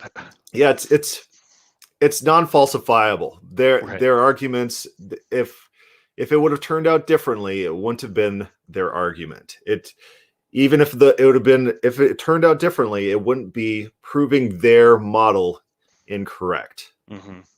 He knows, my boy. Well, knowing beforehand is not the same thing as knowing from before the foundations of the world. Absolutely. Isn't that, are you like quoting a verse to say that you don't believe that verse? That, like, it was decided before the foundations of the world. That's a cheap like, shot. The Lamb was slain. Like, that decision was made before Adam and Eve sinned, before anything was created, before all of this stuff. I mean, right. God knew that he was going to do that. I already told you that he had a plan. God can't plan. He had a plan on how he was going to handle sin before he made free will creatures. Yeah, but like, I don't think you they make quoted him a all verse. like super smart with that, but then he's all like he can't jump in to micromanage reality so that doesn't happen. He Like can he'll jump in. micromanage. You say he'll micromanage to get his will, right? That's what you said. So like He's if all he makes powerful. yeah, so if he makes a prediction and a prophecy, and you say, well, if he gets it wrong, he's going to jump in there and micromanage it to make it comes true, right? That's what you said, right? Except for the prophecy of Nebuchadnezzar and the city of Tyre. He didn't jump in and micromanage that. He just let Nebuchadnezzar fail. All Nebuchadnezzar's men went bald. And then Ezekiel jumps in and says, okay, you could have Egypt instead as a consolation prize. And our historical documents show that Nebuchadnezzar never took Egypt either. He was defeated in the Sinai Peninsula and retreated. And so they want to focus on examples in which things turn out. But there are occasions in the Bible in which things don't turn out that way. Not that he got it wrong, it's that he said, I'm going to do this, and then he does it. Young man, the prophets have spoken. Dude, like that's not what. Okay. Yeah, so Arenik writes, the story is entirely based on the present knowledge of Peter's state of mind, it seems to be. The story about the rooster. Agreed, totally. I think so too. And really funny thing is that in Mark 13:32, Jesus says, no one knows the time and the hour, not even the Son, he's referring to himself, or the angels, only God. And so Jesus admits not to have all knowledge. And so then you turn to this instance in which Jesus is saying something about what's going to happen in the future, and they want to say he couldn't have known this unless he had all knowledge of the future. But what we've already established, he doesn't have all knowledge. You got to get some other model. Your other model has to be something like God the Father communicated to Jesus these truths because Jesus didn't have all knowledge as stated before, or Jesus was tapping into his latent set-aside attributes that he got to keep, but on the down low. He got to keep omniscience, but it was just like on the down low. What's really funny about their absolutism about this foreknowledge is that in reality, any one example would disprove the foreknowledge, the predestination argument, right? Yeah. Anytime it's just any one prediction that goes wrong, total disproof. But on our side, you're not really required to have like a single disproof. He can sometimes make a prophecy and it comes true. He can sometimes make a prophecy and then change his mind so it doesn't come true. It doesn't actually hinder you either way. Right. So they have a fundamentally fragile position, whereas we have a fundamentally robust one. Well, yeah, they act as if our system is the one that has the one thing. If God knows one thing in the future, he knows all the future. Like that's not how things work. If you see one red car, that doesn't mean all cars are red. That's not how reality works. And it's a projection. It's just got to be just blatant projection. Their model is overturned with one counterexample. They don't want to focus on those counterexamples. They just want to point to random examples of God doing things, like God. And the open theists are like, what? Yeah, God can't have plans. No, God can't have plans in your model. What? I just told you that God can't have plans. No, you don't believe that. I do believe. I just said it. We're having a conversation. Do you want to believe what I say, or you just want to go off and do your own thing? Listen to what I'm saying, because you're trying to answer a different question than what I'm asking you. Your God doesn't know things in the future. Okay. So because he doesn't know things, he's just kind of making really, really good educated guesses. Bob, right? push back on it. Sure. Okay. So he's not viewing it from an outside spectrum of time. So he's just looking inside time. So that's one thing we got to do when we're interacting with these people. You can't just give in to their definitions. You need to force them to own what they're actually saying. If they say God has omniscience, force them to own their actual position, which is God's omniscience is ungenerated, non-discursive, eternal, unfalsifiable, and inherent. Like it doesn't come from outside himself. This is their definition of omniscience. And so if they turn to a verse in which God knows the world because he's watching the world. Well, that disproves all sorts of their basic tenets of what they believe omniscience is. God is actually getting generated knowledge from outside himself through objects, through mediums. It's not eternal and internal and inherently in himself. In their own proof text, disproves their theology. And so make them own their definition of knowledge as well. Push back on it. Well, what do you mean by knowledge? I have knowledge of things in the future. I have knowledge I'm going to go tickle those girls. I have a knowledge I'm going to mow next week. Because guess what? The grass here grows really fast, and I'm always stupid mowing. I hate mowing. It's terrible, but I will be mowing. You have kids old enough to push a See, mower. I mow the front yard, and then I make the boys mow the backyard. So when your neighbors can see you mow, but then you have your kids do all the. I got mowed like shirtless. No, I don't know. That. Never mind. But stupid grass is always growing. So I know these things about the future. Chris, you're assuming the Bible accurately describes reality. Yeah, well, not even that. My one assumption is that people who wrote the Bible weren't crazy metaphysicists. They were normal, rational, functioning people that lived in the real world. You don't see them focus on the cares of modern Christianity. You don't see them talking about God is the greatest being imaginable and adding all sorts of their little attributes on and having big debates on, the type of omniscience, if it's dynamic omniscience or inherent ungenerated omniscience. They don't care about these things. To them, in their worldview, they're practically minded. God is a person, and my relationship with God will have direct results in my life. God will do things for me. I will pray to God, and God will change the course of reality based on my relationship with him. They're practically minded. They're looking for practical solutions. We have these Romans, dynamic omniscience. You don't. So a lot of open theists will talk about dynamic omniscience, in which I'm gonna pull up Al-Killer's the thing here. They'll talk about, God knows all possibilities in the future, and he's always calculating. No, they didn't talk like that about God. So even some open theists will talk philosophically about God, language not found or cared about in the Bible. They just cared that he was currently watching the world, that he wouldn't let the wicked go unpunished. That was one of their primary concerns. It was a practical concern. It wasn't a doctrinal concern for defining the properties of God. God defining properties is not a biblical concern. God's character, his attitude, how he interacts, what he can do for us in the present. Disposing the Romans. The Romans had come in. Mary says, our Savior's coming, and he's going to save his people. Save his people from what? The Romans. They're oppressors. They're going to liberate the people, do things for them in the present. And so it's really funny to see this switch of the primary concerns of the Bible being swapped out with very Platonistic concerns, Greek concerns. The Greeks cared about, what's the substance of God? And you got the Stoics and the Epicureans and the Platonists. And if you read Cicero's On the Nature of the Gods, he talks about all these different competing philosophies that talk about, is God pure fire? Is God pure air?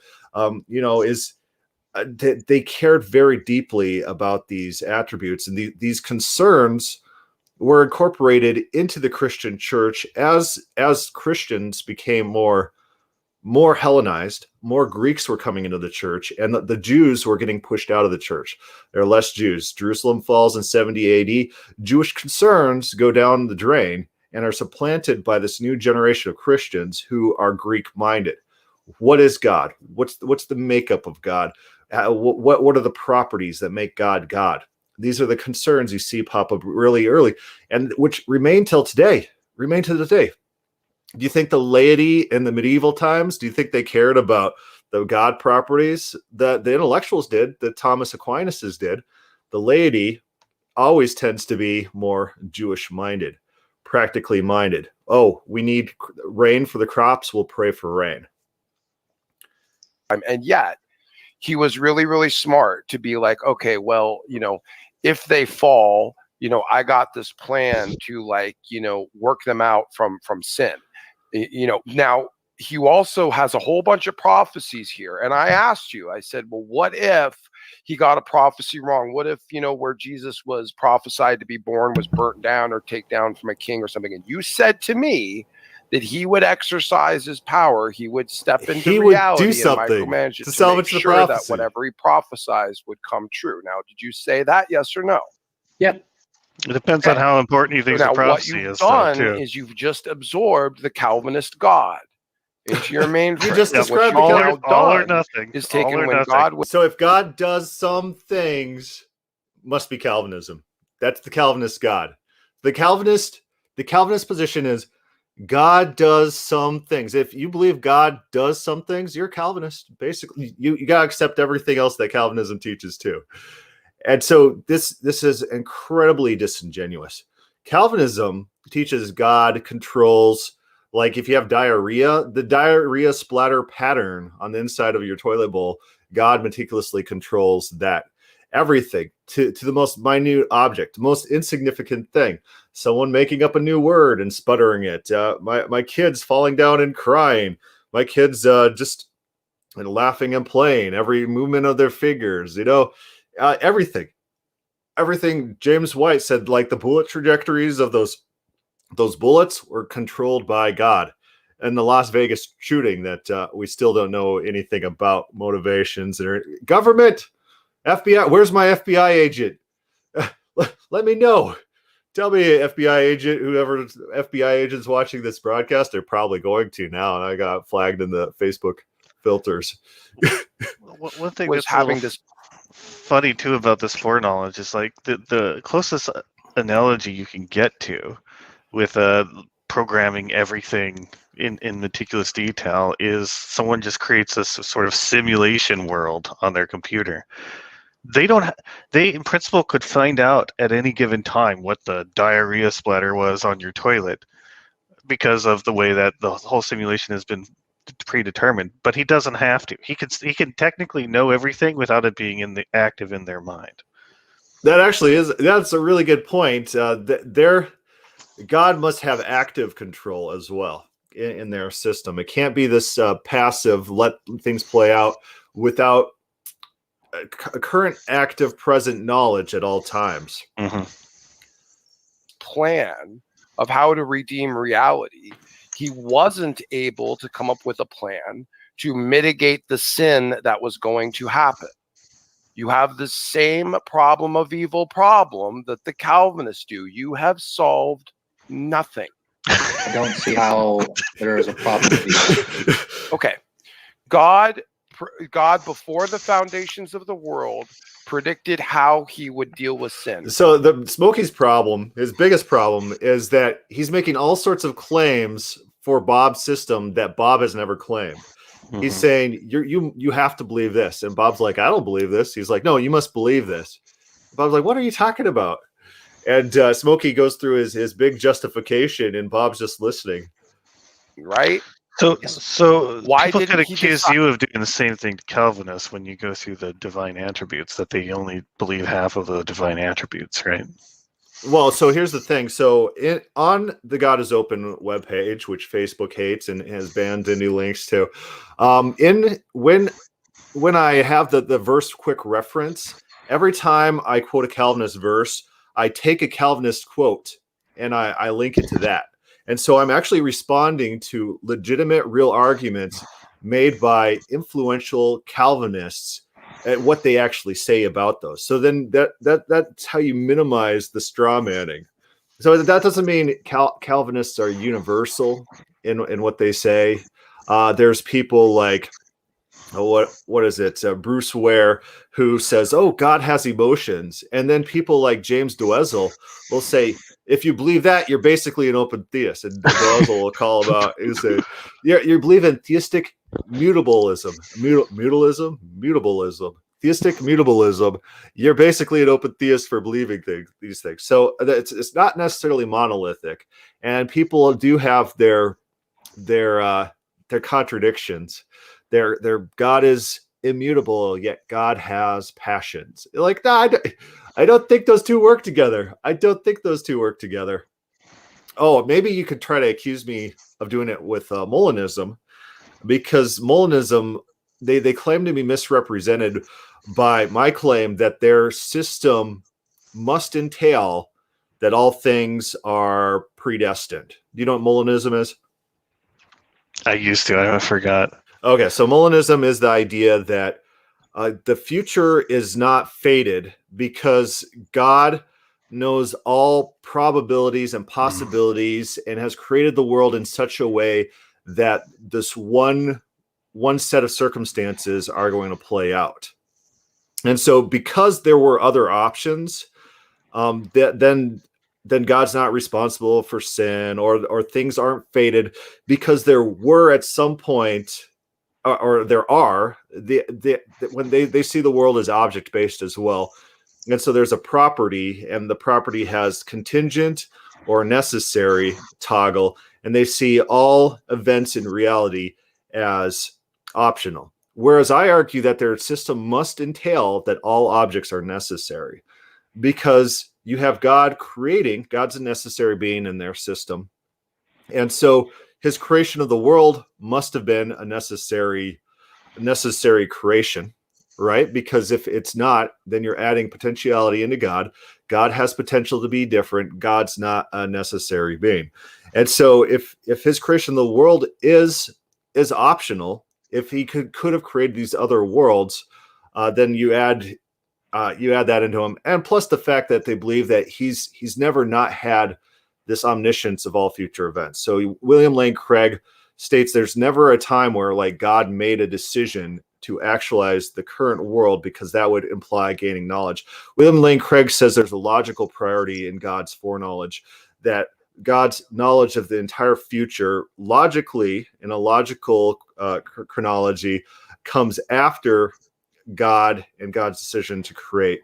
But since in the logical priority it's after those, then it can be contingent rather than co-necessary with God. So that's, they try to build this logical system instead of chronological. But I point out, if God didn't know this world's going to be created, and this world was never not going to be created in the way that this world actually turns out, that makes everything necessary, despite what you say about other possibilities. And to try to make this argument in my video on Molinism, I use all William Lane Craig's definitions, his definition of what it means to be necessary, his definition of potentiality. And using their own definitions, then I try to build the case that in their system entails that all events are necessary events. There was never a time where God could have created a different world. He could have never created me with white hair. He could have never created me with black hair. Although these are the things we can imagine, just the fact that God always knew how this world was going to be created, and then created in that way, he's forced to do that, because if it could have been different, then his knowledge is not the type of knowledge that they're defining. So that's what I try to do. We might be getting a little bit off topic. Right. I kind of want to discuss it, but I don't think it's appropriate to discuss here. Yeah, okay. So that's just a quick I had to overview. handle it We'll in a talk way about where there Smokey's was thing. no sin. Because he wanted free will creatures that would love him. No, that is Okay. an excellent question.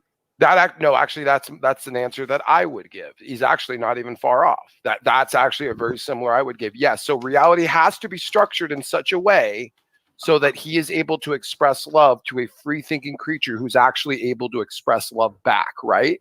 Right.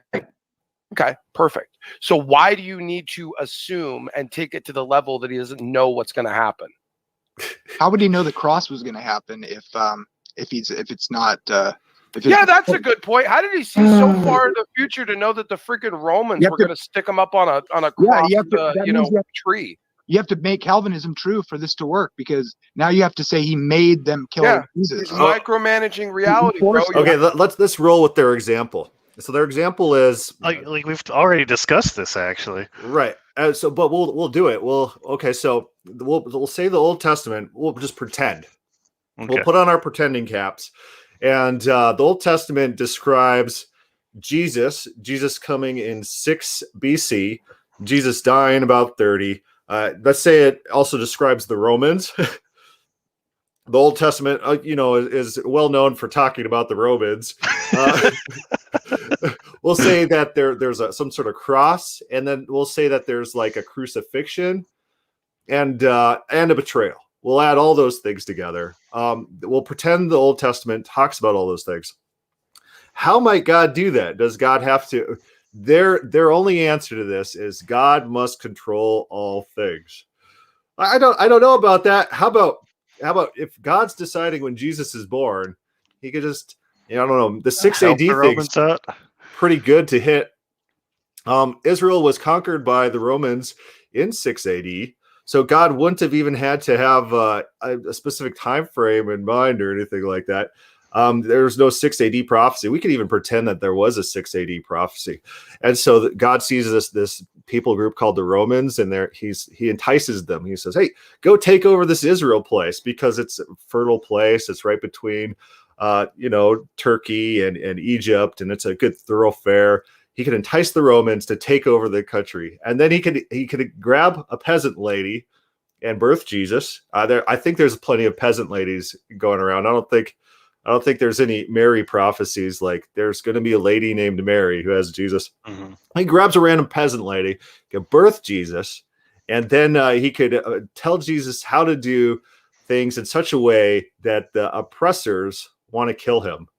And so the crucifixion, how could God force Jesus to be put on a cross?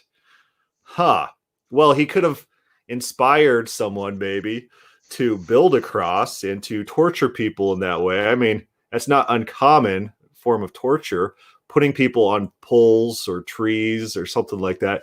So God could have, if God had a modem, just any little bit of power, God can make this happen. And a betrayer, it's easy to find betrayers. So their only explanation for how this could all happen is God controls all things. God knows all future events, and God controls all things. And those two things are linked. I don't think that's the only possibility. There's really complicated plans that people pull off with less power, a lot less power.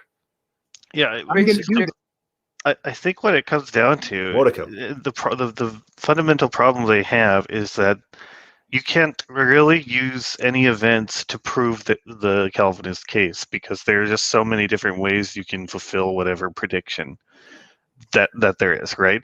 But in one example, you can disprove it. So Calvinism would have to rely purely on God saying certain things about himself definitively to demonstrate their point. That's the only way that they would ever actually prove their case. The problem that they have is that God doesn't talk like them, and they're always saying that God has to lip down to the people he's trying to talk to pretend he doesn't believe that. Their only problem is they have zero evidence for their belief. Yeah, exactly. Their only problem is the Bible in no way teaches their theology, so then they have to turn and say, did you see this passage about this rooster crowing? Calvinism must be true. There was a rooster who crowed after Jesus said the rooster would crow. How do you explain that? How does that work? The free will of the rooster is violated in your system. You claim that no roosters could ever be forced to crow against their will. Like, what? The Calvinist. You make God make the cross happen because we know the cross was going to happen before the foundation of the world. That's a given. And if he didn't know it, if he didn't know everything else that would happen, how is that a given? Unless, like you said, he forced it through. Now you've got all that being necessitated, which Bob, is a necessity time and time again, has said God can force things through. Now you got sin as a necessity, and you totally clobber free will. The end. Over. The end. Wait, over. how is free will clobbered? Because you've turned God into a predeterminate being who's predestined to everything, including the cross, and that means that he had to manifest it, had to structure reality. All right, so we're going to skip would forward. come to be ever since the beginning, which has made him. Mark. Have you listened to this at all? No, I never listened to this. It's 6 hours long. This is 6 hours. Yeah, so Okay. we'll skip over there. So, See what they're talking about now. Michael and I'm add our just curious, battles. wait, so what exactly? So you just try to get a better understanding of open theism? Is that what the conversation is about? We're or- trying to get him out No, of some there. random guy there feeding stuff Well, too. yeah. But here's a guy in their comments who actually is giving verses. So betrayal for 30 pieces of silver. He points to Zechariah 11:12. So do you want to? We'll pull that up. We'll pull that up. Do you want to make any predictions about this prophecy? It's about two different people. Zechariah 11:12. Then I said to them, if it seems good to you, give me my wages, but if not, keep them. And they weighed out as my wages 30 pieces of silver. It's not even about betrayal. It's about wages. It's about paying somebody for his work. Okay, so we'll scroll back a little bit. And I took my staff favor and I broke it, annulling the covenant I had made with all the peoples. And so was annulled on that day. And the sheep traders who were watching me knew that it was the word of God. Then I said to them, and then that verse plays out. Then the Lord said to me, throw it to the potter, the lordly prince, at which I was priced by them. So I took the 30 pieces of silver and threw them into the house of the Lord to the potter. Then I broke my second staff, union, annulling the brotherhood between Judah and Israel. Oh, yeah. Yep. The 30 pieces of silver were predicted. What a prediction. Like, really, if you don't think of it in terms of parallels, you just sound like a lunatic trying to prove this to It's anyone. like, hey, this thing happened. Judas, he got 30 pieces of silver, and that was a prophecy from the Old Testament. The guy's like, oh, wow, that's actually pretty amazing that hundreds of years can elapse, and they had the exact number of pieces of silver. And none of these quantities are like estimations or just using Like, they use the same coinage for everything. oh yeah, it's the 30 pieces being referenced in the New Testament is not written as 30 pieces. It's like they counted it out, and Judas it was like well-known knowledge that it is exactly 30 coins rather than a forced reference to the Old Testament. Okay, show me this verse. And then you switch back to Zechariah, like, what are you talking about? What's going on here? What's happening? So I understand George Smith, and he wrote Atheism, the Case Against God. I understand his frustration with Christians. There's a youth pastor in college who didn't like me. He hated me. And he handed out this big sheet of like 250 prophecies about Jesus that came true. And it's like, you're reading through them. And you're like, what is this? So these people do exist. And I understand George H. Smith's frustration with them because none of these prophecies are prophecies. None of them. The Jews were expecting a Messiah, and they were expecting God to do some things in certain ways. Yes, they were expecting a near apocalypse where God would come back. He would judge the wicked. He would bless the righteous and establish a righteous kingdom. Those are their general expectations. And so then they started pointing to phrases from the Old Testament to try to give them hints and clues as to how that would come about. Maybe Bethlehem. Maybe Bethlehem is a noted city in the Old Testament. Well, that's a good place for the Savior to be born. And so that's how they did theology. They didn't do it as if everything's these Nostradamus predictions. There's going to be a line that runs through the city, and then that's a reference to like World War II or something like that. I don't know if you've ever watched anything on Nostradamus. Just terrible documentaries. Oh yeah, they are. It's like Nostradamus predicted World War II because he talked about this line under the city, and during World War II they hid in the railways under the city. Like, what? What? So Irenic says all these prophecies are really parallel accounts events. Yes, these are not all of them, but like 90% of them are. Yeah. So the Hebrew mind was that the world worked cyclically, and so there's patterns of events that repeat. And so you can point to past patterns of events as for the truth value of current events. these things happened previously, therefore the things that are happening now are also true in some sort of fashion. Yes. So like Isaiah 46, I think could be a real like an actual foretelling of the future, where it says he was bruised for our transgressions, by his stripes we were healed. That's a Christological prophecy. That's not talking about something different. It's talking about Israel. And so if we turn back to that context, it specifically talks about Israel as that individual. And that's what modern Jews will claim. And they will very accurately point to the previous chapters and future chapters that describe Israel as this individual. But that's probably the strongest claim for a Christological figure. What about Daniel's prophecies? What about Daniel's prophecies? Oh yeah, those are definitely predictive prophecies. The predictive prophecies, depending on when they're written. But in the Isaiah verse, they did use, by the time of Jesus, they used that as an expectation for what the Messiah would be like, and so they did treat it in that fashion, although it's not obvious on the face value, and there could be other arguments made. So I'm going to let him play out. I'm gonna run off real quick. I'll be right back. Do that. That's for sure.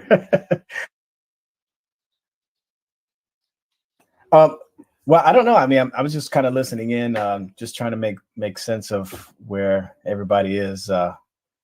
Because I came in the middle of Smokey saying something to Bob, something along the lines of that he agrees with some element of Calvinism. So I was trying to figure out. Wait a minute. So if Smokey is saying that to Bob, that means he's pointing out some sort of inconsistency in Bob's open theism, right? Because the Calvinists vehemently different than the open theists. So I was just curious. I don't know if he's deliberately misrepresenting me, but it was a misrepresentation. Hello, brothers and sisters. Wasn't intentional, by the way. How you guys doing? There ain't no sisters in here, but okay. Yeah, maybe outside in the chat. Lena. Well, you never can tell these days. They're not saying anything important right now. No, but You might want to skip Fiona is in ahead. the chat. No. Okay. Doesn't lie. Okay. Not No, telling you so muted? could God say that he will? Oh, I skipped for forward, example, and now he there's will like 7 bless people them? in that chat. And You know they're that not talking Bible about passage that anything. will bless them that curse, that bless I them, just that skipped will, forward again. destroy them that Abraham? curse against you. Do you think God could have lied when he said that? Could have said something that he wouldn't do? I don't think he does. Okay, so this is another disingenuous interaction. And so Calvinists believe that God controls all things. Everything that's ever said, ever, is from God's direct divine decree from all eternity. So every lie ever told is directly from God. God has ordained it. He's made it come about. It's of no private internal instigation of these individuals. God is the father of lies in Calvinism. And for them to ever classify anything open theists say about God as a lie is typically disingenuous. They'll just say, if a prophecy doesn't come true, then God lied. Well, no, circumstances can change. If I tell my kids I'm going to bring them to McDonald's, and then they start being whiny, and I say, I'm not bringing you to McDonald's anymore, I didn't lie. That wasn't a lie. And that would be inaccurate classification of what just happened. No one's going to classify that as a lie. So I'll hit play. But could he? I think I think that it is philosophically possible, but that does not mean so. Possibility is not necessity. Oh, What he does brought that his mean? kid. So Never has, never will, but I think he has the power to do so. yeah, but the Bible says he cannot. The Bible It's not doesn't. even in his mind. It's not even in his will. He would never do such a thing. I mean, I think this. Neither was Bible the scripture- Israelites Yeah. burning their children alive. He doesn't lie. He just sends people to lie for him. Right. Controls So, everyone else to lie. so Samuel's going to go anoint David. And he says, if Saul's guys catch me, they're going to kill me. And here's what God does. He says, all right, Samuel, here's what you do. This is our way around this. you'll bring this goat with you, or this heifer. You're going to bring this cow thing. And if anyone asks you what you're doing, you're just going to tell them you're going to go sacrifice. And then you're going to go seek out David and anoint a new king. He tells them to lie. It's a lie of misdirection, withholding information. I always think about, there's that little cartoon where the guy's talking to this lady at the bar, and he's like, sure, I came here with that lady, but it's not like we're dating or anything. And the little caption's like, technically, I wasn't lying about my wife.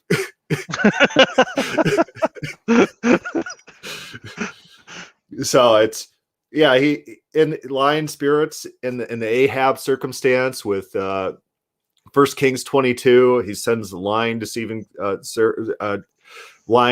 spirits. And then even in war. So you talk about Gideon, and God uses illusions and visual trickery to get people to attack each other. He sometimes inflates army sizes. He gives people these dreams to rile them up. And so all these things can be classified as deception in some sense. So it's not like it doesn't happen. And so when the New Testament talks about the God who cannot lie, it's just the word used there is not lying, the not lying God. God is classified as not lying. Or the one time that it talks about in which it's impossible for God to lie, that's talking about a specific thing. It's talking about his promise to Israel, his promise to Abraham to make him a great nation, the promise that we see reoccurring through the Bible. And that's not very, you don't point out this one thing that's a particular thing God can't lie on if God cannot deceive anyone in any respect ever in whatever function. It's only special and notable if it's unique, if it's special about the thing you're talking about.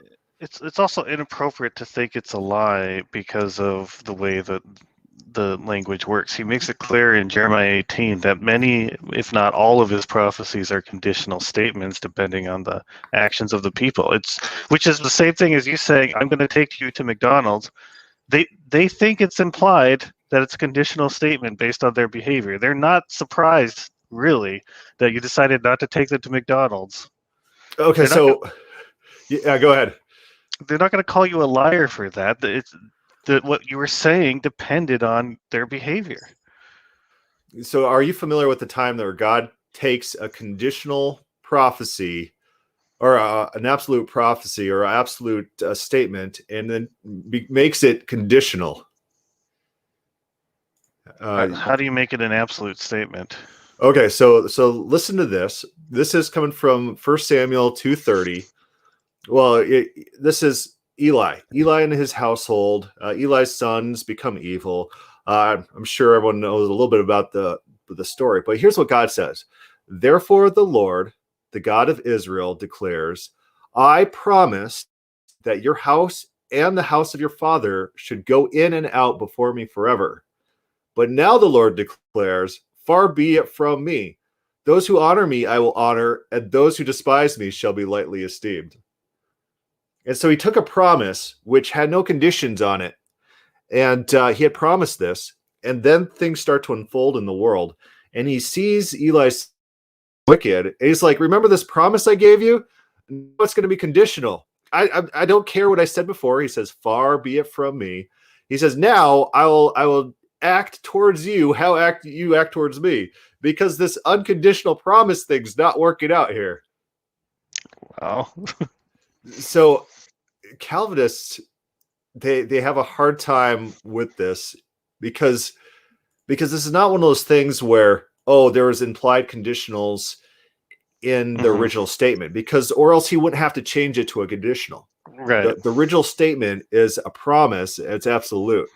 And so I like to turn here and they get all flustered. They're like, oh, like they'll say, oh, it's conditional. Then why did he add the conditional? What was far from him? His promise was far from him. I promised this, but far be it from me. Now, adding conditions. It's great. Wait, are you actually saying that God lies? No, or am I misunderstanding what you're saying? I think you're misunderstanding. God's not lying. Okay, He deceives false prophets and he sends deceitful to deceive kings, but he himself doesn't lie. He'll Yeah, he use does. other people that are, I don't know, He doesn't lie. He has people not do it for him. as perfect as he is So- to things.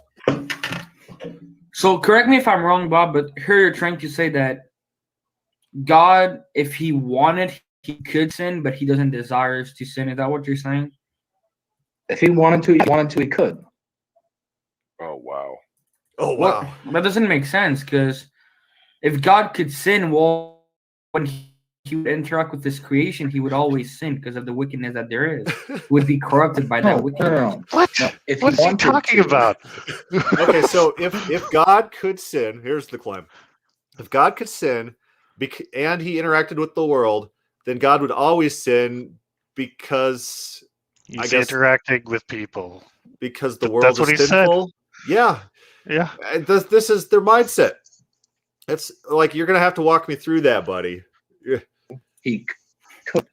He won't want to. He's righteous and perfect. Well, it's not It's even a in his question. mind. The Bible That's what I'm speaks that. Well, the Bible even speak that it's in the minds of. That guy looks nothing like You know, Bob, I don't know if you know. his voice sounds nothing like what his picture Like his looks picture. It's like, like this. it'd be weird to see that guy in person. If he's talking, I hope it's an accurate picture. I hope Do you that's what the guy. remember- Do you remember the guy who used to work at that Premier Video store who was like really tall and big, but he would, as soon as he talked, he'd be like, "Thank you very much." It's like, I whoa. have no recollection. I don't think he was gay either. That he was like making one of those fey voices. He was just like, that was his voice. He That was didn't his have voice. much of. It just didn't match up with what he looked like. Oh, Yeah, it's so funny. so I gotta hear this guy talk again. Know this, but you're actually just using the premises of an argument to dodge the conclusion. That's what you just did when you talked about the nature of God. I mean, for me, So that's you just know. crazy to believe that a Christian could believe that God could. I mean, maybe that's I like would his think- pastor or something. Or I would think he's like a young European, like a Slavic Right. type guy, like Right. with his tracksuit on and crouching. But because he's I bet the Arnold guy isn't the same guy as the picture either, right? So Well, maybe they're just picking their favorite theologians and putting. I pictures of hope them. so, because I don't recognize that guy. He's just kind of like this Yeah. mustachioed, overweight guy with Yeah. a tie that's not all the way up to it where a tie would normal. I don't know what's going on there. Yeah, like a youth pastor or something. Yeah, well, like an old youth pastor. Right. if he Yeah. wanted to. Yeah, the idea that God can't actually sin is the idea that he can't violate his nature. Like if his nature is good, if his nature is righteous. So here's another reason that this is another philosophical argument. Open theists make it too that God has this nature, and this nature like defines all the characteristics of how God acts and behaves, and so God can't sin because that would violate this predefined nature of what God is like, which is thinking in these philosophical terms. It's the Boolean logic type terms where the world is made up of objects, and objects have these specific properties that have little toggles on them. And since God nature set to no sin, and so if you changed that, then God would be a different type of object. Agatha says he's a 16-year-old named Will. I hope so. Well, there might be William or Will or Liam, and he's just, I don't know. Could be that Agora. Oh, that's our guy. That's Bob. Bob Agatha is in the chat. The guy that's been interacting in the conversation. I think so. But that's funny. You should bring him on to comment on. Well, I'll send him the link. I don't know. Huh? Let's see. I have to go find a way to send the link here. But that's interesting. I sure hope he's like a 14-year-old because his argument makes no sense. So Smokey Saint thinks that God has this nature that's like inherent in his being, and that God can't violate that because that would go against that nature. So what are your comments on that? I mean, this is actually something that Socrates brought up when he was interrogating people. It's something called Euthyphro's question, which is something good because God decreed it to be good, or is it good outside of God? And Socrates is asking this question because he's trying to determine if good exists outside of God, then you can't declare that God exists because of morality. But if something is good just because it's part of God's nature, then morality is purely arbitrary. And so this is basically what they're insinuating then, that God cannot act in contrary to his nature. So whatever he does in any way, shape, or form is good by definition. It means that it's also very arbitrary. Well, some people will say, so lying is a category, it's an object. So they believe lies exist as objects out in space, the ether. And one of the toggles on that is that lies are sin. And since God's nature over here, the toggle is no sin, then this object here cannot align to God over here. There's a disconnect. So I think this is a very wrong picture of how to view the world. So if God is a person, and people are complicated. People have competing priorities. They weigh things in the balance. And if sin also is situational, if sin's not object-based, if it's like there's not an object out in space where this is a lie, toggle on and off. This is a murder, toggle on and off. This is a rape, toggle on and off. So maybe you're drinking at a bar and a lady home to get incapacitated beyond whatever, but you're also is that rape toggle? Is that on or off?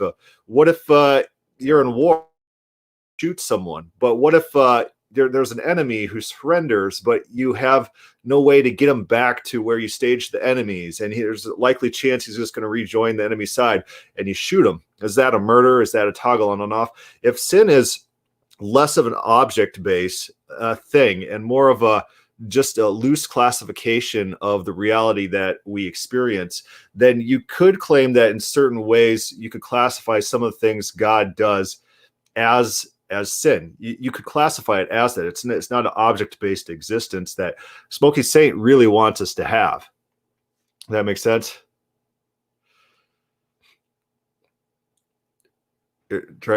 I mean, it sounds like you're saying that sin is conditional based on it's circumstantial. Well, I'm saying that you could go either way with some of these things. And is that a sin? Is that not a sin? It's not objects. It's not a Boolean toggle on and off. You classify things based on circumstances, and then you ascribe them to whatever. Is God good? Well, some people would say no, because he killed the Amalekites and he's done all these things. They'll say, oh, he's terrible. But all of Israel, they would say, yeah, that's pretty good. You killed those Amalekites? Good. We didn't like them. They're bad people. That's a good thing for you to do, God. So if reality works not as an object-based reality, but as everything's defined in looser categorizations, then all this object-based talking about God doesn't actually make sense. It doesn't. It's not a meaningful way to talk about how natures work. God has this nature which has these properties, which forces God to act or not act in certain ways. What does seem interesting is that if you look at the way the word evil is used in the Old Testament, it really looks like a definition of things that bring harm, destruction, despair, that sort of thing. And so God regularly says, I will bring evil onto you. That's what he means. He doesn't mean he's going to make them, he's not doing something that's evil.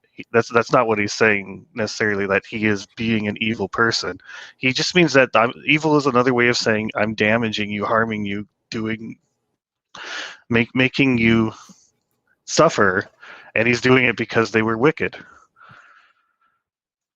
Panic on and this weird distort. I was like, what the heck is this picture? Then I'm like, oh, that's the picture of James White that I made about James White after James White complained that I distorted his head.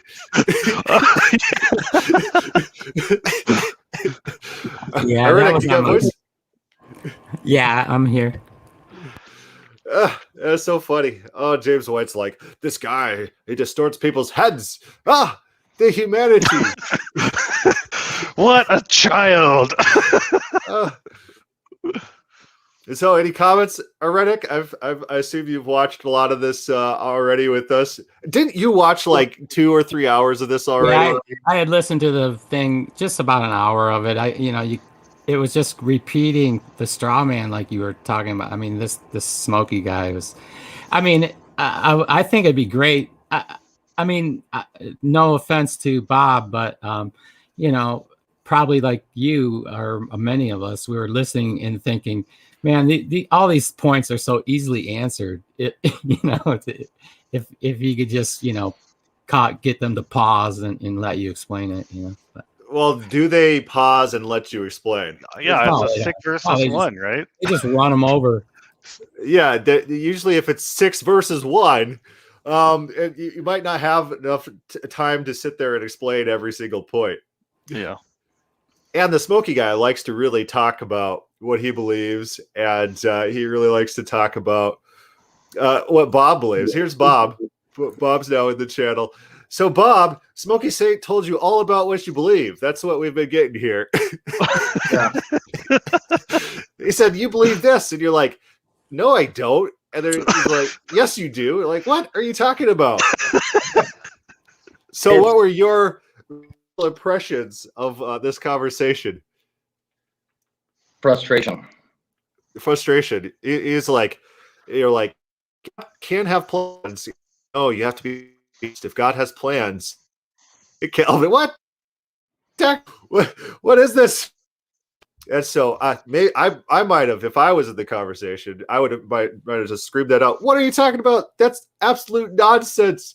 So you might have had a great restraint, or maybe you're just not a very vocal guy in conversations.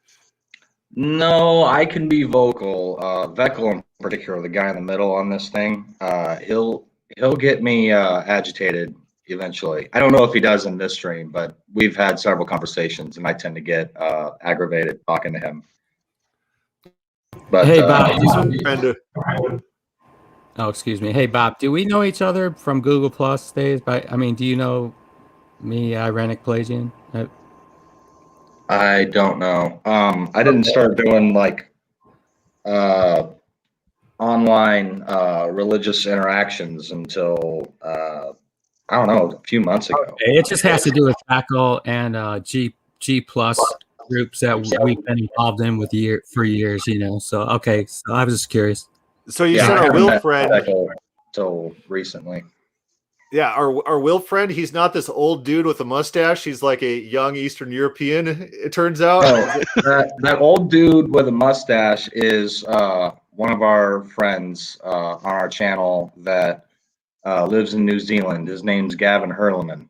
It's just he's the other guy in the chat, right? No, Gavin's not in here. He is. It says Gavin. Yeah, he's on the top. Yeah. So the guy on the top right is Gavin Hurleman. And right. Okay. Will took his picture. Will's just I'm confused. I was like, that'd be the weirdest guy to interact with if that's what he looks like and that's his voice. It just doesn't line up. Will's a goofball. Sounds good. Well, I'm gonna hit. Also, he's not a Calvinist. Oh, okay. So who's not Calvin? Okay, Smokey's a Calvinist. Will is not a Calvinist. How about this Veckel dude? Veckel is a Calvinist. He's a 5-point Calvinist. Smokey says that he's not. Yeah, I'm sure he's Praise isn't a Calvinist though, is he? Praise is not a Calvinist. Right. Okay. All right. So we skipped forward, so I'm not exactly sure what the conversation is about now. Like, did you stay for this whole 6 hours? Let's or did you bow out at some point? I'm not sure. I think dude, this was a while. I don't remember. Okay, that's fine. Well, I'll just click a random place. We'll go to the 1 hour mark. See what they're talking about. The reason that I brought it up is because one of the things that you said, you mentioned that Jesus said that no one knows, not even the Son, but the Father only. Now, what's interesting about the Galilean wedding tradition is that after the husband proposed, the wife or the betrothed woman would then go back and she would stay at her house and she would wear her wedding dress, until the groom comes to get her. Now, before the son doesn't know when he's going to go get his bride. Only his dad knows.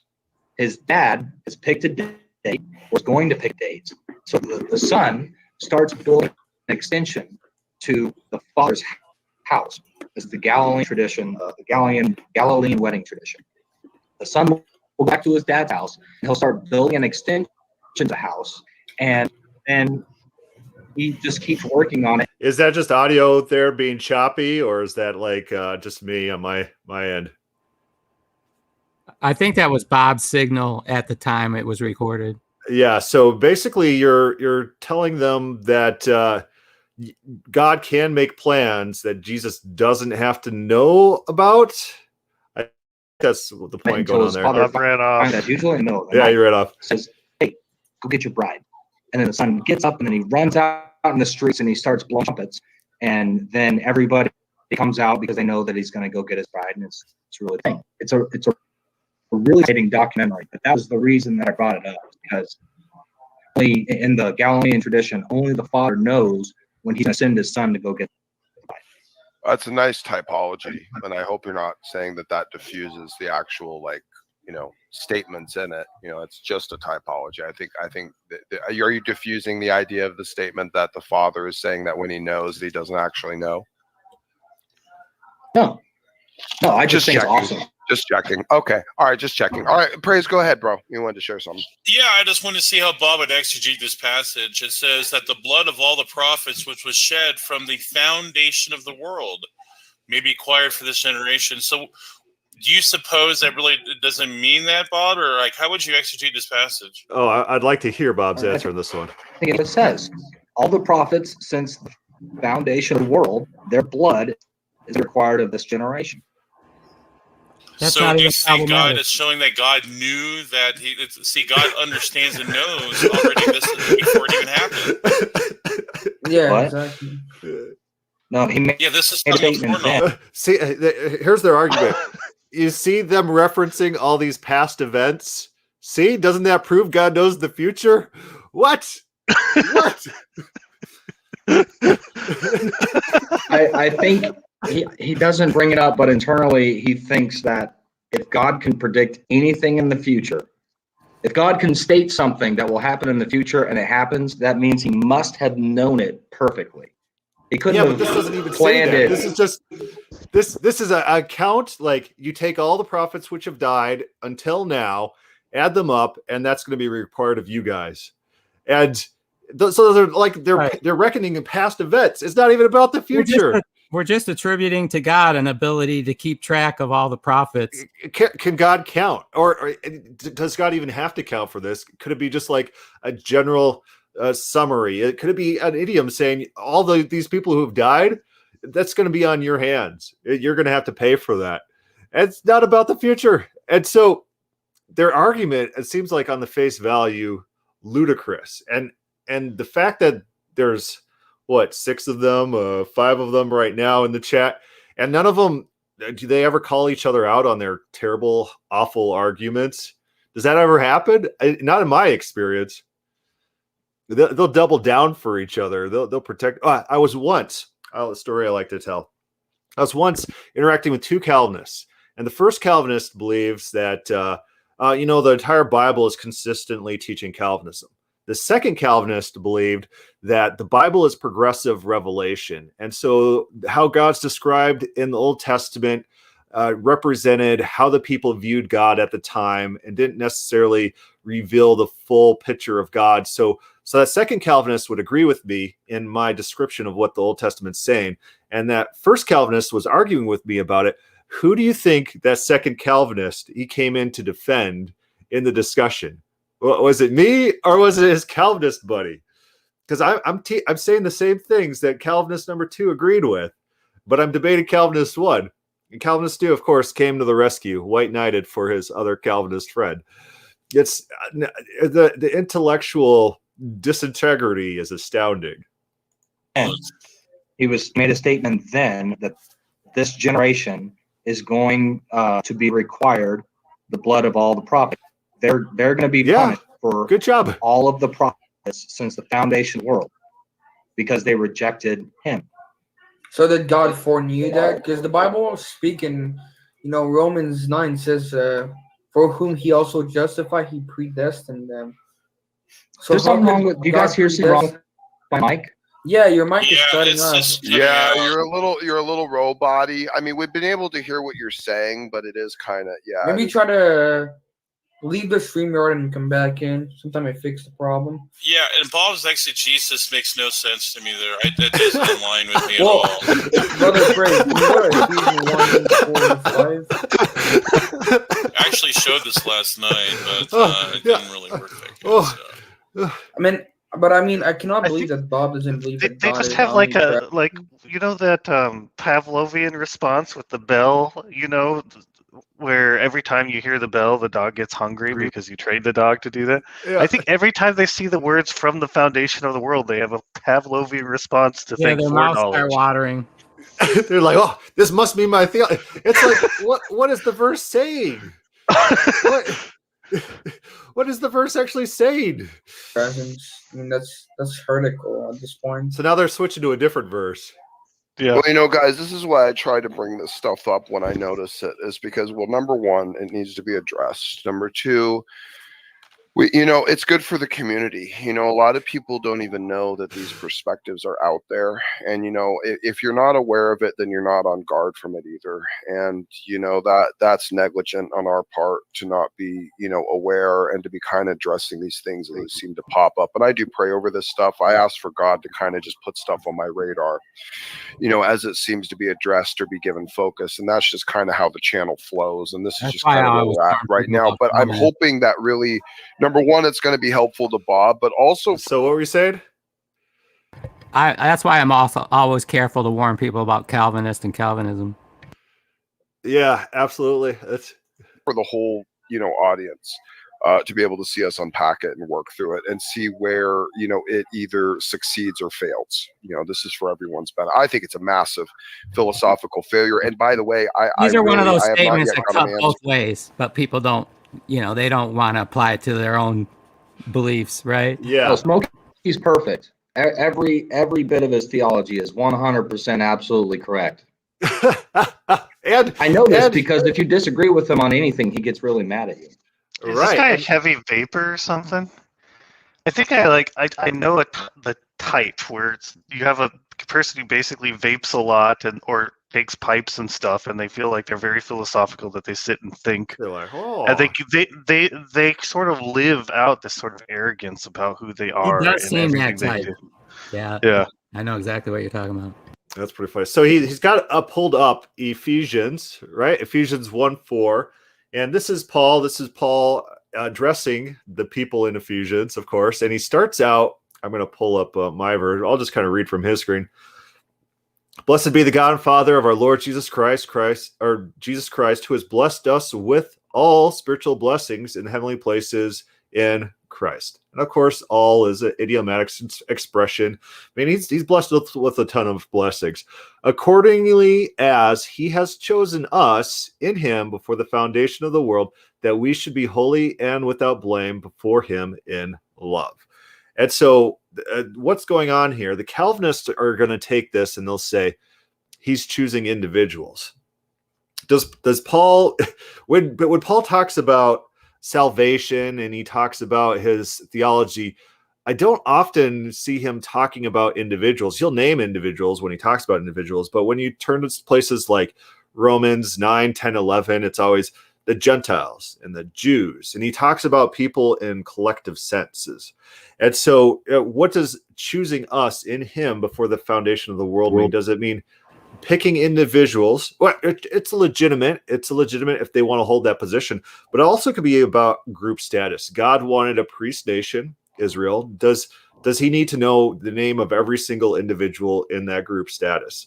He doesn't really need to. He just in a group.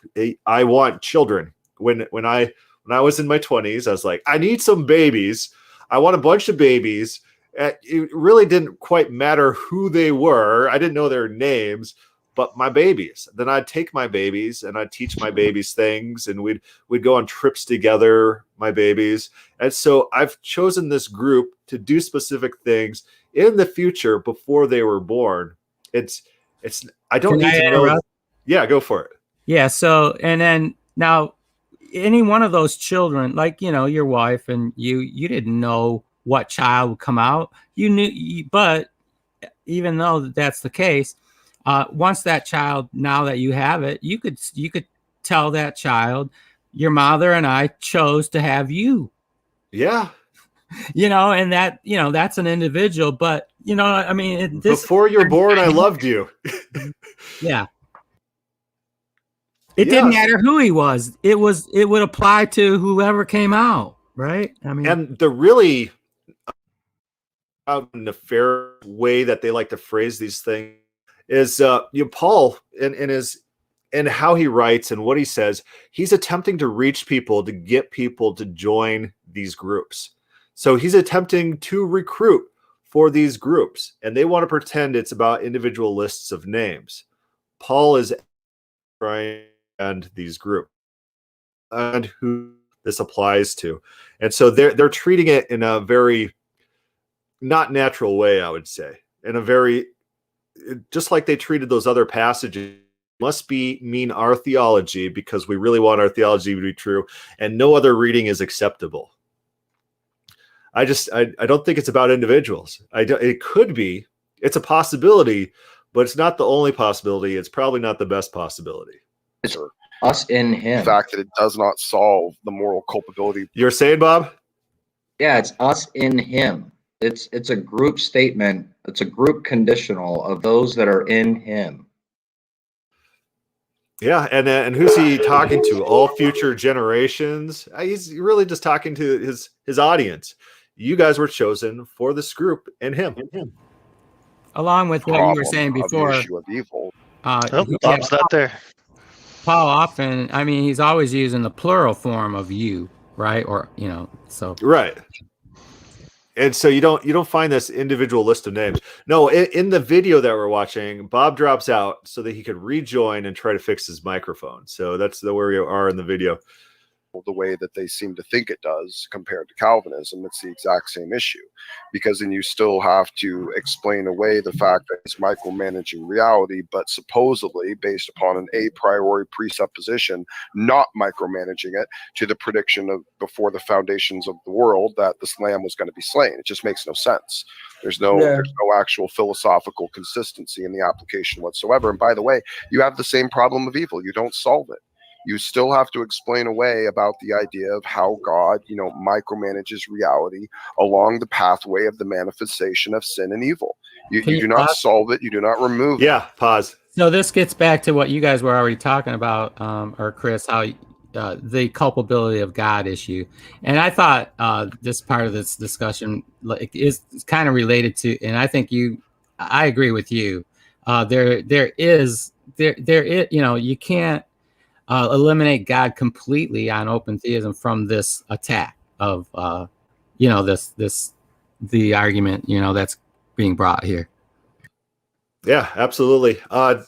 He also started talking about the same phrase, since the foundation of the world, or they like to say from the foundation of the world. It's apo, it's like since. And so just the same way that in this Luke passage, that all the blood of the prophets shed from the foundation of the world, that's used also in Revelation. And they like to apply this prepositional phrase to the lamb slain, Jesus slain. But we know from the multiple references to the book of life in Revelation that the prepositional phrase is not modifying when the lamb is slain. It's talking about the names not written. So in two instances in Revelation, you have a book of life reference where it talks about all the names not written since the foundation of the world. And is written in this book. And what book is it? It's the slain lamb's book. It's the book of the slain lamb. It's Jesus's book. That's what book it is. The prepositional phrase is modifying something other than what they want to modify. They want to modify, typically, I think Smokey might have been doing this. They wanted to modify the lamb slain from the foundation of the world, or like Jesus was eternally slain. like there's some ethereal world of all. No, it has to do with the fact that God knew ahead of time that Lamb would be slain. Have you ever heard them claim it though? They've claimed, a lot of Calvinists claim that God or Jesus is eternally slain. What they want to get from that verse is that all of the names of everyone that will ever be saved were written in that book from before the foundations of the world. Right. But the prepositional phrase is not even about that. It's about names not written since the foundation of the world. It's modifying something completely different, but they want this to be eternal list of names. But in the book of Revelation, names are added, names are deleted from the book. And at the end of Revelation, if you're using a King James or New King James, it talks about your name being stricken from the book. And then in the beginning, there's a different reference to names being added or removed in a quote by Jesus. And so this is a book that's modifiable. Names are pulled out and names are put in, just like all the other books in the Bible. Moses says, don't strike me from your book, or right. These books can be written in. That's what the book's purpose is it's a record of events, is to record facts about the world. In Malachi 3, in the same context where it says, I, the Lord, do not change, at the end of that chapter is a very interesting, Calvinists, they like to read that one verse, but they forget to read the rest of the chapter. At the end of the chapter, God is interacting with his righteous people in Israel. And the righteous people are very worried because they think it's a real possibility that when God issues in the apocalypse or issues in judgment, he might accidentally punish them with everyone else. And so God, to alleviate their fears, writes a new book, never before written, with the list of names of the righteous, such that they can be assured that they're not going to be accidentally punished. Which is crazy. It doesn't line up to the Calvinist theory of how the world works and how God operates. And it tells you about the mindset of the ancient Jews. They did not believe in Calvinism. They were all open theists to the extent that they were worried about God accidentally punishing them along with the unrighteous. That's their fears. It, you just separate it by a degree, and maybe some of the less thinking individuals won't press you too hard on it, but it doesn't solve anything.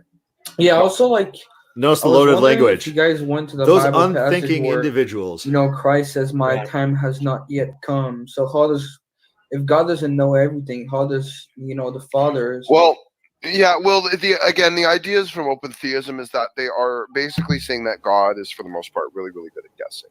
That's what they say. Oh, really? How? Yeah, that's an accurate so like when he's saying that he knows or Smokey. foreknows or something, it's just because God is doing a really, really good job at like looking into guys' hearts and studying sociology. And so this is how they want to control. You should language. know, Smokey Saint believes that God sees all possible outcomes and picks all of the outcomes that he wants. So he's Molinist. Is that what you're saying? Yeah. So the difference is that he thinks that he meticulously determines everything, and I think that he sees the possibilities. Right. I think we did have a discussion earlier in the conversation about what Molinist belief entails. So notice how Smokey Saint wants to control language. And so what was the media context here? I'm going to hit play. Decisions, and then he knows. Oh, okay. So guessing. And so when I say I'm going to tickle my girls today, my little girls, they're always fun and we're running around the house and I grab them and I tickle them. When I say that I'm going to tickle my girls today, is that like a guess? Would any normal person, you're talking to just a random person, say, "Hey, I'm going to wrestle with my girls today," and they'll say, "You're just guessing." So one way to control populations is to control language. And so to label everything as guessing, if you don't have this type of knowledge that they want to attribute to God, where God has direct access to this object-based knowledge, like God has a categorizing of all events ever with truth values assigned to them in his mind at all times, has this direct access to this knowledge.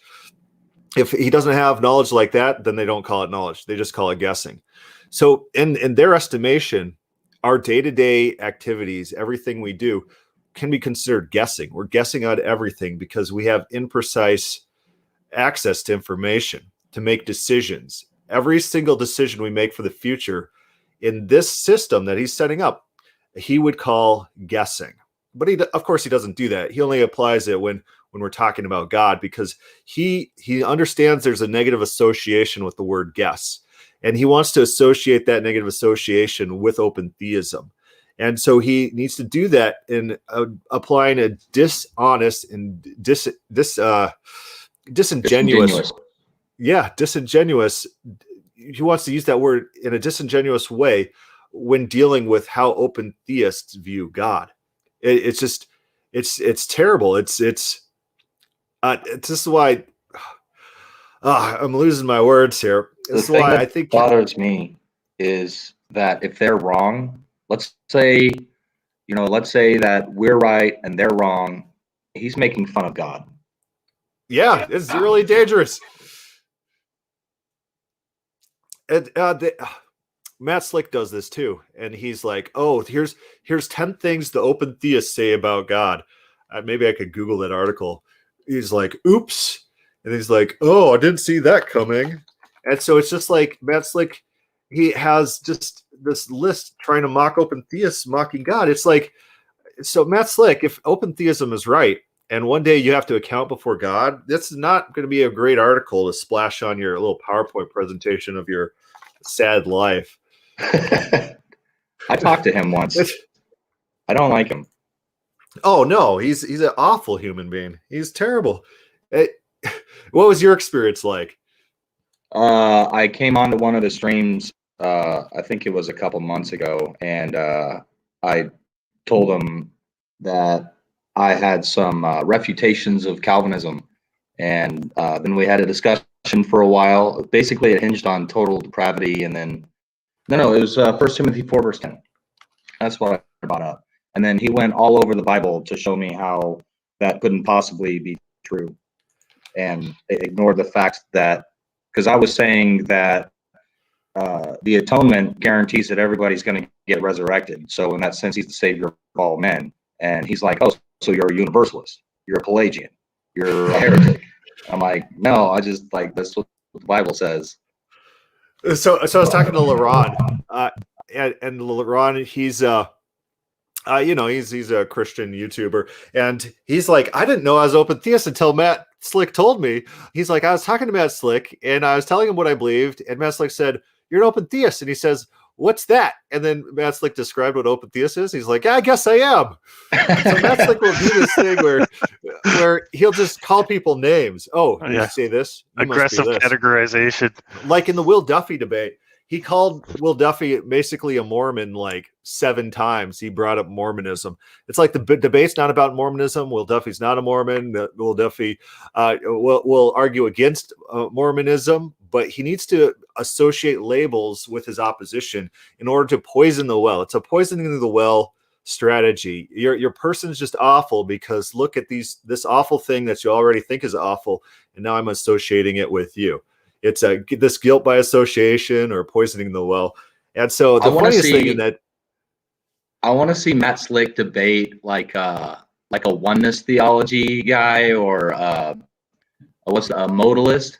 And when he starts trying to defend the Trinity, the modalist calls him a Catholic. well, I don't know if you are familiar with anything that I've done or my interaction with Matt Slick that I've talked about. At the end of the debate, I was there in person, and so Matt Slick kept trying to get Will Duffy to affirm Mormon quotes. He's like, "Do you agree with this quote?" And he'd read the quote, and Will Duffy would be like, "What the heck are you? What is this?" He wouldn't affirm any of the quotes, and then Matt Slick would be like, "Good, because that was a quote from the Book of Mormon." And so at the end of the debate, I get up there and I said, "Oh, you wrote on your CARM webpage this statement. Do you affirm that?" He says, "Yeah." I'm like, "How about this other statement?" I read a different statement. He's like, "Yeah, I affirm that too." I'm like, "Good. That was Plotinus, a Neoplatonist philosopher." And he just went ballistic. He's crazy. He's like, that's the genetic fallacy. That's trying to say that one thing's wrong because it's like another thing. And I said, that's exactly what you were doing to Will Duffy with Mormonism. He's like, no, I didn't. No, I didn't. Yes, he did. Oh boy. There's no standards. If they didn't have double standards, they would have no standards.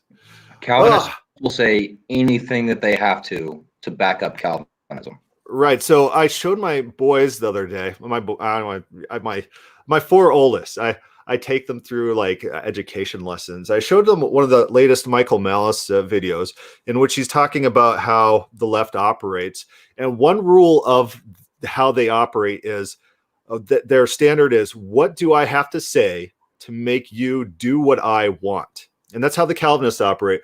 What do I need to say to make you shut up or make you believe my theology? That's their only standard for what's within their vocabulary. What do I need to say to make you do what I want? And they'll say anything. They'll literally contradict themselves. They'll make asinine arguments like if there's a list of people who have died since the foundation of the world, that must mean there's future foreknowledge. What do I need to say to make you do what I want? What's really annoying. Oh, yeah. What's really frustrating when you're talking to one of these Calvinists, when you finally catch them in a contradiction, you point it out, and then they'll stick with whatever they most recently said. And then the thing they said before, they'll say, I never said that. That's not what I said. You didn't understand what I said. Yeah, you could quote them directly. I didn't. Leighton Flowers just post a video, James White versus James White, which he like posts like James White quotes fighting James White. Oh, it's so funny. You can do that with a lot of. I haven't watched it yet, so maybe I might be misrepresenting the content of the video, but I've seen those things before. There was a Catholic who did that with James White. James White was criticizing this Catholic guy, and so he took James White previous clips to debate James White current clips, put them together. That's pretty funny. For them, That's stupid. Happened. Well, So God could be wrong. Right now. So God could be wrong. Supposedly, yes. If well, there are some God open is theists wrong, that even argue then there are errors and issues it's and terrible, I contradictions guess. in the Bible, and that's why I was kind of asking Bob at the beginning if he thought that. So I don't. Yeah, William Duffy, Yeah, I I think, don't know was actually one of those guys. William Duffy, thank you, Veckel. That's one of them. Thank William you. Duffy. William Him Duffy. and Bob Enyard, I mean, Bob really, Enyard. from my point of view, they seem to be really, really radical with their open theism. Oh, that is. So I guess when God in the Bible says, "The heaven shall pass away, but my word shall not," I guess he was just guessing there too. Yeah, basically, yeah. Why would that be a guess? That's the philosophical position. You guys use all this It couldn't be anything to do with God's plan to actually do it. He is all powerful. He can make. This is actually I've heard this before. It's so funny. It's so funny. It's their claim.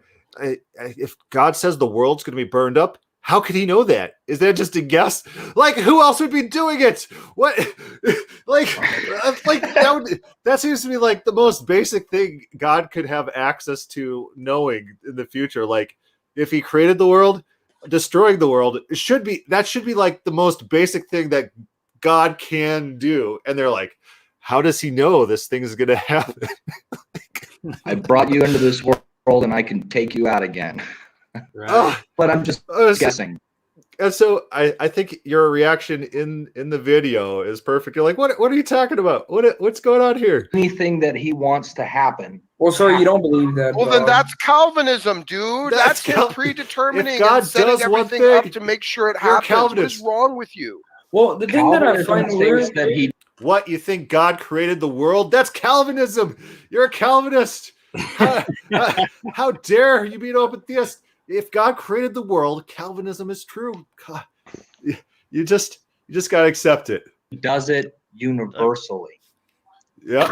I wonder if he actually gets converts by doing that. He tries to pick a little tiny point where he thinks he can get agreement, say, hey, that's Calvinism. Just follow me along this path. I don't think that would be effective at converting anyone. I think what happens instead is people are raised in the Calvinist church.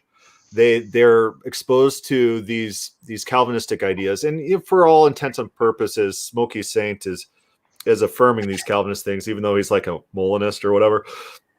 And then they come to these podcasts and they just hear people affirming these kind of tenets that they grew up with, and they're like, "That's the good guy." Like, for example, the Gene Cook Bob Enyart debate.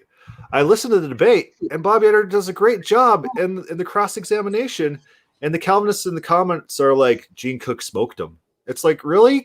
We should actually diagram their arguments. What was one person's argument? What was the counter argument? And was there a counter argument? And which argument seems the best? I think if it was written out, it would be a lot more illustrating who's actually winning in these debates if you have to rank each of the arguments. But I think people like affirming their priors. They like listening to someone who already agrees with them. And, like growing up, I never read like pro-open theist books. I always read the anti-open theist books because those always seem a little bit more interesting to me. Someone who disagrees with open theism. Yeah, I wasn't always an open theist. Actually, I have to thank you and Idol Killer and was it Will Duffy that debated Matt Slick? Yeah, his was one of the best because they go to like Genesis 18:21 and they say that it's anthropomorphism, and you're like, okay, so what does it mean? Well, it's anthropomorphism.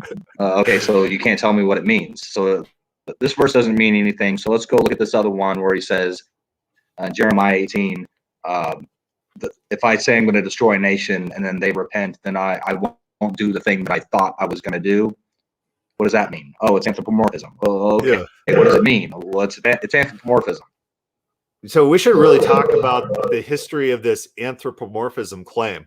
So back in Augustine's time, there were people who were known as anthropomorphs, and they would be using that word basically. Those are people who believe that God had a body, that God had hands. When the Bible says the earth is his footstool, they would see God as having feet. They're known as the anthropomorphs. And so it didn't start taking root, this dismissive language, like, oh, that's an anthropomorphism. It didn't start taking root as converting that from an actual group of people who literally believe these things or attributes of God to being this idiomatic expression just to ignore the text. It didn't start taking that form until the Webster's Dictionary. Like, I think I got the earliest reference to the definition of that. But anthropomorphism, using God's characteristics in a dismissive way, a 16th, 17th type of century before you start getting that as a dismissive claim instead. So what they mean instead, there are idiomatic usages of anthropomorphism. So if you watch The Brave Little Toaster or you watch Cars, the Cars is about these anthropomorphic cars which have eyes and mouths and they talk, and The Brave Little Toaster is about this toaster who runs around with the vacuum and a lamp, and they go on adventures. It's a framing device. I think panentheists are more along those lines. Like, I would have to admit to this kind of idea. You have to what idea? This idea, this earlier idea of anthropomorphism. Well, yeah. So there are literal anthropomorphs, but it wasn't like used in a dismissive way. Except for in the capacity as these guys believe that these guys are awful. But they would still allegorize everything. That's one of the interesting things, especially about Augustine's time, is that they consider there to be like three ways to interpret a text. One is the literal way, one is the sort of like heavenly Christological way, and then there would be a third one called an allegorical way to do it. And what the pastors preferred, especially Augustine, every time they would go through these texts, is they would prefer the allegory, because they could make the allegory mean whatever they wanted it to. And so they would read the text and then they would talk about whatever they wanted. One of the funniest examples is there's something where I think it's in Song of Solomon. He's talking to the girl and he's saying, "I long to see you like a sheep longs to go out to the pasture." And then he says your teeth are as white as the sheep of the pasture, and then Augustine's allegorizing of it is, this is God's chomping out heresy in the church. Yeah, if you read Philo of Alexandria, he does it all the time. And to Calvin's credit, John Calvin, he was a little bit annoyed with how often Augustine would allegorize the Bible. And so Calvin did at least attempt to bring a little bit more realism and literalism back to the text. But one thing they didn't do is just say, this is anthropomorphism, so ignore it. The anthropomorphs were a real group. They're a group that these people hated because they believed that God had a body. And in their theology, God can't have a body. And never mind Christ, never mind Jesus had a body. God couldn't have a body. But then you reach the modern world, and we've taken this term and we've morphed it into an idiom. And the use of this idiom is anytime the Bible says something about God we don't like, we could just dismiss it and call it anthropomorphism. And the definition seems to be John Calvin's treatment of God repenting, that this is just baby talk made for weak Christians who can't understand the Bible, and it doesn't represent reality. It just kind of represents some sort of procedural change. Is how they're using this. It's a made up idiom. It doesn't exist. If I don't like the verse, I can allegorize it. Is not a good mechanism for finding the truth. Right, but that if they don't have that, they got nothing. The Calvinism is not taught in the Bible. So if they can't come to the truth, but do they want to? Like, they're Calvinists because they have some fantastical idealization of who God is, the best of the best possible conceivable in all ways. You can't even describe him. He's beyond everything. You're going to have to just utterly shatter their idea of who God is. And that's why they don't want to avoid it. And that's one thing that I kind of empathize with them, that they want to glorify and lift up God just so high. And I get that, but I try to stick with what God says and work with that.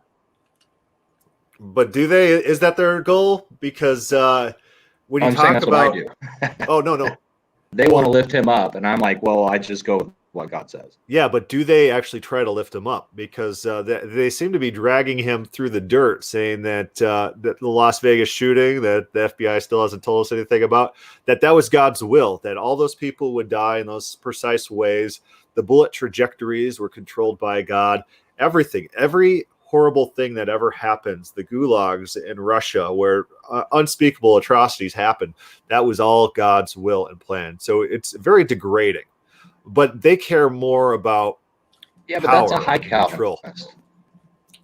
That's a high Calvinist. Like Veckel in this video, he's not. He wouldn't affirm that. He would say something like he knew everything that was going to happen, but he didn't predeterminedly cause everything that was going to happen because he's not the author of sin.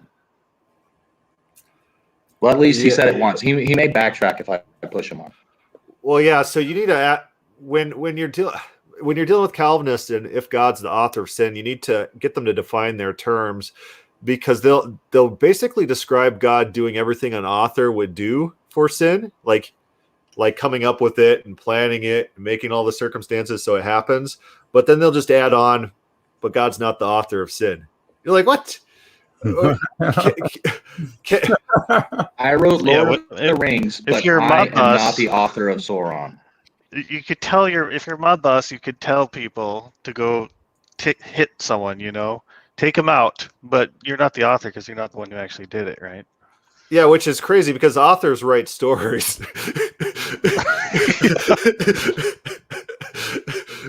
and their idea is that God wrote the entire story of the world. And so I always like to press them on this inconsistency, but I don't know. He chose before the foundations of the world. That's literally what you teach, Bob. What is wrong with you? Bob, that is literally what you're teaching, man. No, it's not. Hey, Bob. I'm confused. Bob, does God knows everything? Define everything. Okay, does God know what's gonna happen in 1,000 years from now on? No. Except okay. I'm going to 1,000 years. Wait, so God. Bob, if God wants someone, he wants somebody to go preach the gospel far away from him, like in Africa. Does God cause them to go preach the gospel? Since he doesn't know everything according to you? So we could take, does God know what's going to happen in 1,000 years from now? Like, okay, so what does he mean by that? That every single event, or maybe just like a big event like World War VII or something like that? Interesting question. But I would also say God doesn't know what's going to happen in 1,000 years from now. It's and these people, their reaction is fake throw up noises. Like, oh, this would be the worst thing that ever happens if God didn't know what's going to happen in 1,000 years. Yeah, incredulity isn't an argument. Did you catch the conflation in his question? He asked if he makes somebody go preach the gospel in Africa, and then says that means that he knew, from before the foundations of the world, that he was going to go preach the gospel to that person in Africa. Yeah, that's one thing I've noticed quite often is Calvinists will assume if God does something, it's like an eternal thing. Like God can't decide tomorrow to do a new thing. As Isaiah 40-48, God says, I'm going to do a new thing now. I'm going to do a new thing, not before. I mean, he makes it explicit that this is a new thing, And they assume that all the things that he had priorly been talking about in the chapter, and even this, they assume it's all eternal, rather than those weren't new in their own times. Everything's got to be this eternal thing. That's it. It's not even breaching their mind that it could be God is acting as events happen to decide things and plan things out, responding to circumstances. They presuppose that God is outside of time. Right. That's an important distinction here. Yeah, it's not a debate, because these are the elements that are under contention. And if those are the points under contention, they shouldn't be just assumed into the debate. That's true. Yeah, they beg the question. Beg the question. That is classic begging the question. Would go back and look at Jonah, and Jonah was told to go preach to Nineveh, and Jonah didn't want to, so God made him get. So I think it was in the John Sanders James White debate where it was John Sanders, I think, goes to Nineveh. He's like, let's talk about Jonah, and White's like, that's what Mormons do.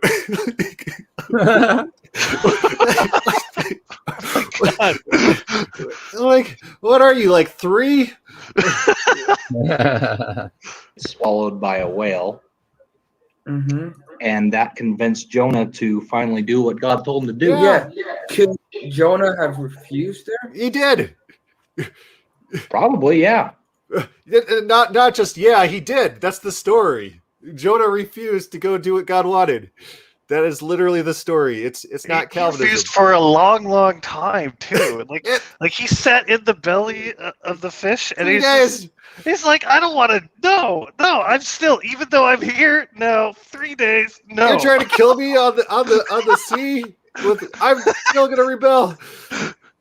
That's literally the story. This is an anti-Calvinistic story, and they'll say, look at God going through extraordinary methods in order to get someone to do a simple task. They'll say, see, Calvinism. like that's the opposite. He wouldn't have to do this if he controlled everything. Okay, so and he would have died, and then God would have hit somebody else, and it wouldn't be you're anti-Calvinist, but you're probably more Calvinist than you even believe you are. You're probably most Calvinist than everybody else. How is that Calvinist? Calvinist. So Calvinist. So they put a screen quote up. Andrew Graham, Bob, that's Calvinism, and they're like, if God does anything, that's Calvin. It's like, Bob, you can't believe that God does stuff. You can't.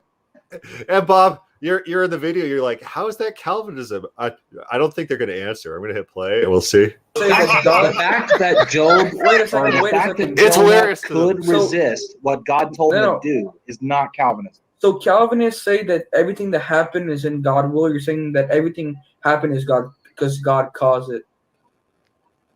Man, that's higher than Calvinism. No, So when a prophecy, not when what I God said. said, there's a little bit of you have to say that with some nuance there, because not all. Beckle's not even that extreme. Beckle's not Yeah, even yeah, as extreme of a yeah. Calvinist as Bob is. Yeah, I'm more of a, yeah, but isn't it funny? We're a whole bunch of messed up people here, man. well, also when He's playing a flute in the background. That's my daughter. I'm sorry about that. Yes, yeah, she's predestined to be here and disturb this conversation. But anyway, no, she was predestined by God, the God of I was God. going to say I take a more compatibilist view. So I don't know. I do believe God has a permissive will and a decorative will as well. So So I don't know what he's saying, because Bob, in this interview, you just affirmed what happened in the story. Jonah didn't want to go, and then God forced him. And Veckel's saying, you're more of a Calvinist than me. It's like, what does he think happened in the story? What's his take in the story that's less Calvinistic? I don't think he tells us. He probably doesn't. So again, it's this weird mindset, and it's all hilarious. That's actually really funny to me, that in their minds, it is hilarious that you would say that God doesn't control everything, doesn't know the future, and also sometimes goes through extraordinary means to get somebody to do a simple task. It's hilarious to them. he obviously knows. I gotta skip forward. We'll jump to, let's see, the 120 mark. See what you guys are talking about. There wasn't an if. Okay, fine. Either way, either way, it doesn't matter. He's pointing out the conditions of the consequence. All right. Well, Chris Jones wants John to chime in and tell us, can you explain, is time a thing that one could be outside of?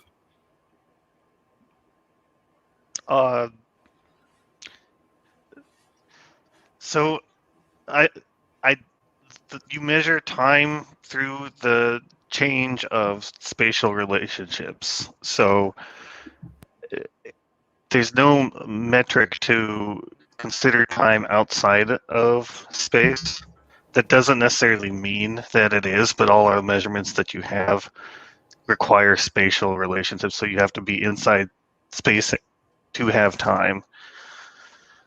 Now, depending on whether or not you consider God, like you can think of God, you can conceptualize this thing as something outside of space, then maybe you could be outside of time too, but it wouldn't be something that you could sort of, like, it doesn't necessitate that if you're outside of space, you would be outside of time, just that there's no like physics way to talk about time outside of space. Yeah, another thing to keep in mind is if time is just a conceptualization device, like an organization device for us to organize data, and time's not a thing, then there's nothing to be outside of this. If presentism is true, all that exists is now, then you just have an ever-changing now. There's only one time, it's now. Well, no, because if time is just an organizational device, then in principle you could just rearrange everything to be identical and it would be the same time, right? I don't It'd be now. think time is a dimension. I think it's abstract. Yeah. Right. But what I'm saying is that if it is abstract, you can't prove that through physics, right? Because physics, you're characterizing time by the relationship of the objects. That's what my point is. Right. If you measure time through changing objects and the objects don't change, then you can't measure time, which doesn't mean that there's no time anymore. Like sometimes the Calvinists will argue, how did time exist before the sun and moon? Like what? And so if you can't measure time, that doesn't mean time ceases to exist. That just means you don't have a way to measure it. Right. It's actually Right. Smokey's argument against young Earth creation. Is he goes back to Genesis 1 and says that there were days before the sun and the moon were there, therefore they couldn't have been normal, literal days as we understand them. That doesn't make any sense at all. Yep. But yeah, so it could be that time can't exist outside of the objects that you relate them to. Like what I'm saying is that you can't conclusively say one way or the other.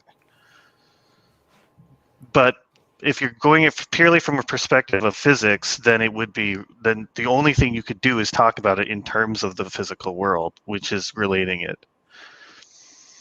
So your arguments for timelessness would have to be either biblical or philosophical. Right. And I'll tell you, it doesn't make sense to me that anything could be outside of time. Right. And Right. And it doesn't make sense to a whole lot of people. Most people, right. It's not intuitive. The arguments that people do make, they're sort of like, they seem more like conceits rather than an actual argument.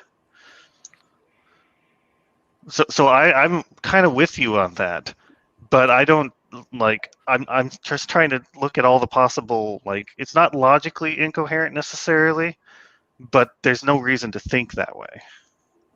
It's unintuitive.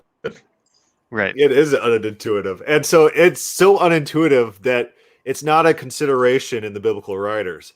None of them considered time a thing to be outside of. None of them considered time travel or God, just playing with time. Yeah, the sun stops for a little bit, but what does that do? It gives them more daylight. It's not like time froze and they're running around and everyone's like frozen in time and they're punching out. What are some of those sci-fi movies where they could pause time or anything? You don't see that in the Bible. They just conceptualize the world like we do.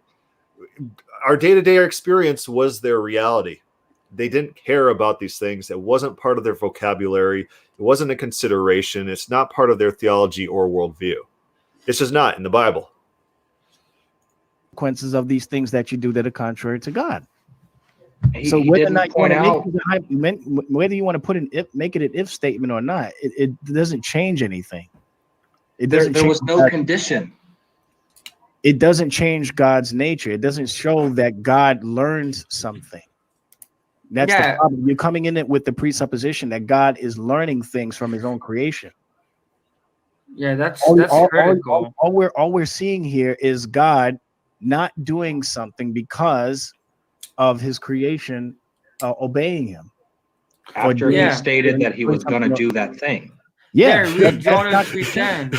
Read Jonah 3:10. And God saw their work, that they turn away from their evil, and God repent of their evil, and he said he will do unto them, and he did it not. Yeah. So because they repented, God decided to have mercy on them and not destroy them. This is what we were talking about earlier. They think that this is a positive argument for their position rather than dead fact evidence why their position is false. God didn't do what God said he was going to do because circumstances changed. Literally. And they're presenting it as if it's an argument for Calvinism. Doesn't mean he didn't know what he was going to do. It's just that means he made a decision in time. In our context, in the way he speaks to us. Yeah. Yes, he made figuratively. I think that's the word I'm looking for. Yeah, I'm glad you said that figuratively, Will, because that's the other problem that the open theists have too. They want to reject the fact that there are evidences of figure of speech utilized in Scripture. Yeah, there's a whole bunch of places we can look to. That no open theist has ever talked about the figures of speech used in the Bible and the ways in which those figures of speeches are used. Thank you, Veckel. Utilizes figure of speech. They hate the word anthropomorphisms. Oh yeah, that's the word I'm looking for. Like when in the New Testament, in the book of Genesis, he says, and the flood. He says, so anthropomorphism, Brave Little Toaster, the cars, Disney's cars. Is this that's what's going on there? We got the Brave Little Toaster playing out. It's a framing device for a fable. Is this a fictional story? Is that what's happening, Veckel? We're watching Disney's cars. Do they ever define anthropomorphism in this talk? Do you know, Bob? He's on mute. I don't know. I breathe the fresher and it smelled good. Something like that. You know what I'm talking about, Brother Veckel? Where God says he smelled the air or you open his eye. Those are just the way he speaks to us in a human way that we understand. Okay. Exactly. Let's pause there. Okay. So in the Bible, the purpose of sacrifice is that the aroma reaches God. So like in the ancient world, they would pour wine sacrifices on totems or objects of worship. Like you would sacrifice the wine to the god by pouring the wine on that object. But in the Bible, we burn stuff. There's a pleasing aroma that goes up to God after the flood. And I'm trying to find the exact reference, probably Genesis 8, where they sacrifice, and then the pleasing aroma goes up to God, and then he smells it. Okay, so here we go. Genesis 8:20. Then Noah built an altar to the Lord and took some of every clean animal and some of every clean bird and offered burnt offerings on the altar. And when the Lord smelled the pleasing aroma, the Lord said in his heart, I will never again curse the ground because of man, for the intention of man's heart is evil from his youth. So what you have here is a physical act of sacrifice, of burning, of incense.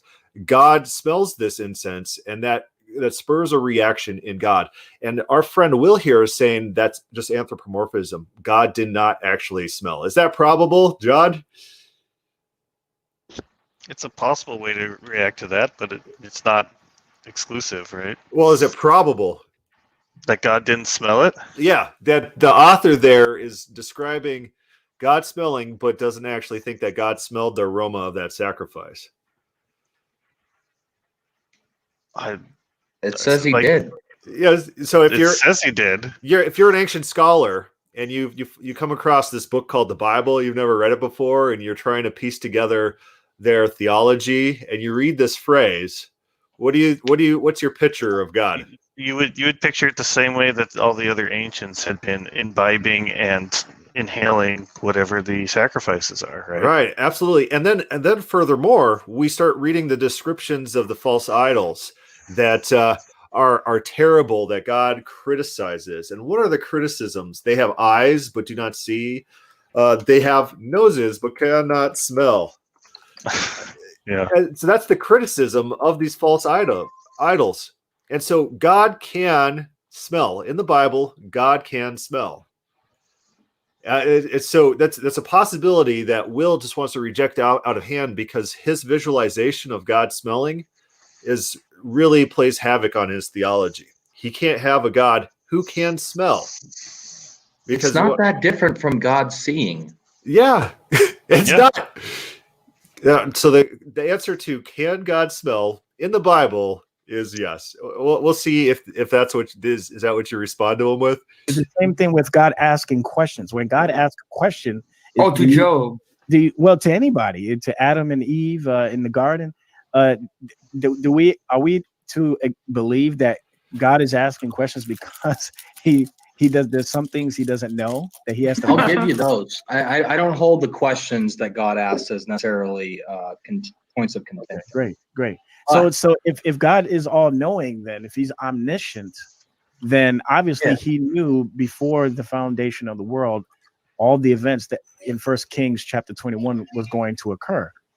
And right. When he if the presupposition that you bring to the text is true, then what you say follows. It is true, because I can back it up by going to Isaiah 46 verses 9 and 10. Oh, okay. Everything. So let me ask you a question.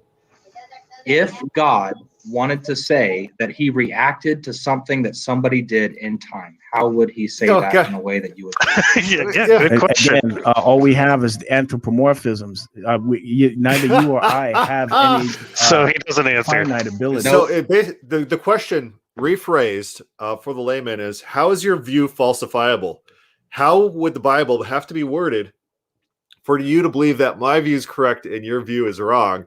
And he can't answer that question, because literally speaking, the Bible is worded in that way that a normal person would use as evidence for Bob's position and not for Veckel's position. Veckel needs to assume his theology. And Calvinists have asked me that. They said, what would the Bible have to say to make you believe that the Bible teaches our version of omniscience? I was like, okay, I have all these quotes by these Gnostics that say exactly that. So I start posting if it said this, if it said this, if it said this, because it wasn't a foreign concept around the time of Jesus to have an established way of claiming these Platonic concepts about God.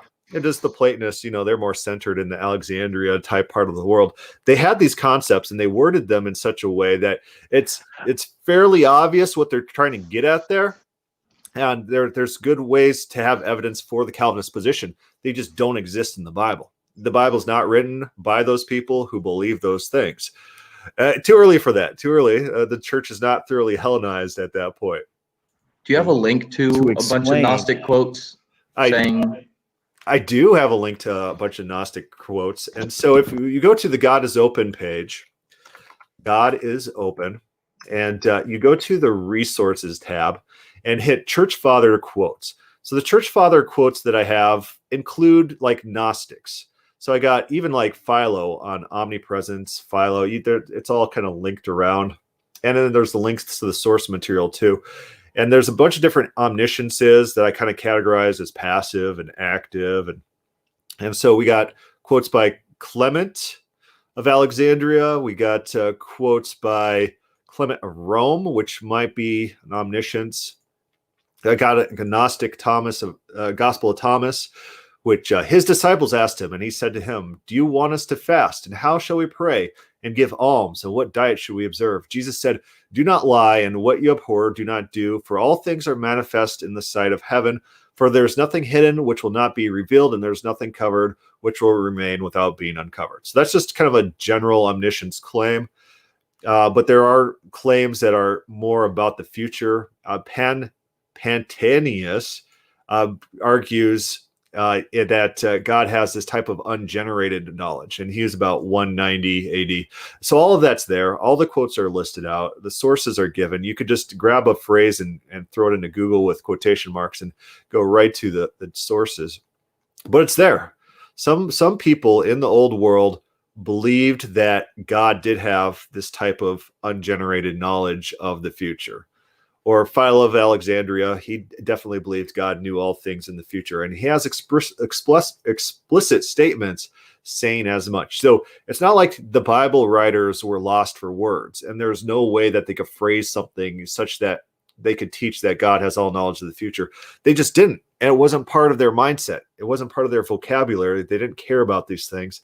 These are later additions. Oh, look at this. Chris Jones says, angels ate with Abraham. I assume they could taste food. Yeah. So taste, smell, sight, these are all attributes that are regularly ascribed to God. Did you say something? I was just going to say the Calvinists would actually, I don't know, they might attribute those appearances not just to angels, but to God himself. They would say that they'd probably claim that these appearances are Christological. That there's like a Jesus figure because... Yeah, they claim a Christophany or a theophany, not just an angel. Because it doesn't fit their conception of God the Father. So God the Father has to be like in this immaterial, timeless realm.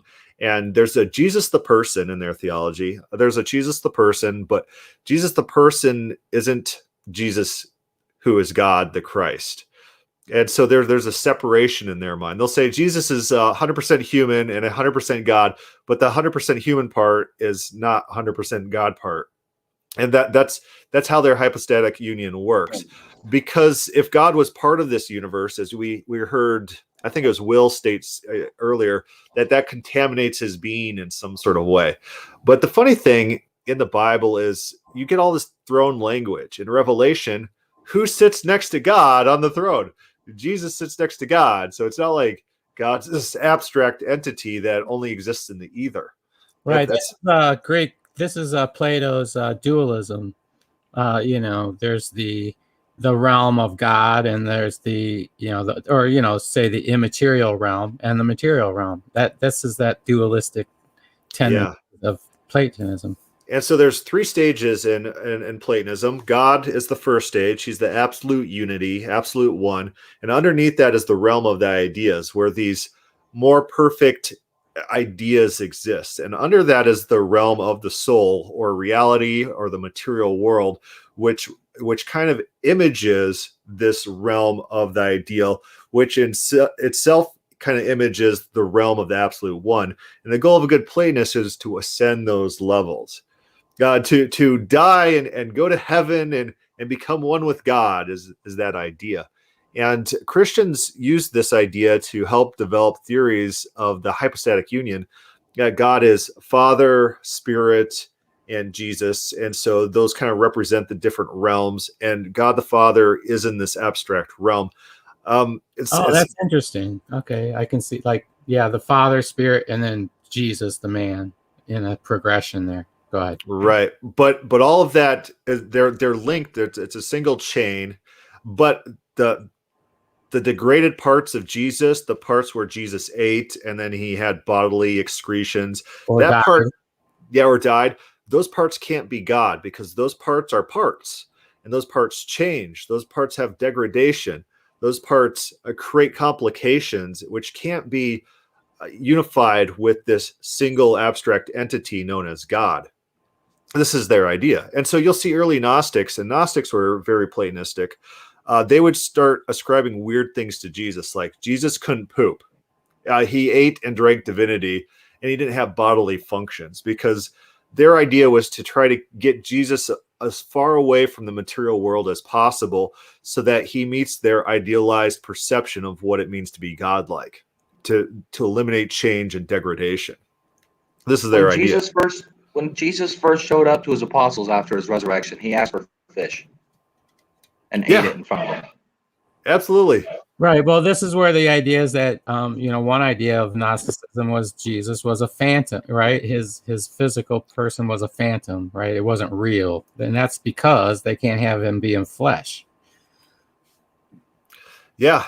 So you see the Gnostics dealing with Platonism, trying to infiltrate Platonism into Christianity and to recalculate Christianity in light of these Platonistic value sets. Greatest being theology. We already saw that here. We saw their arguments about God being the ultimate. So if time is co-eternal to God, that makes time God, or some stupid argument like that. Smokey Saint made that jumping into this podcast. That was like his first argument.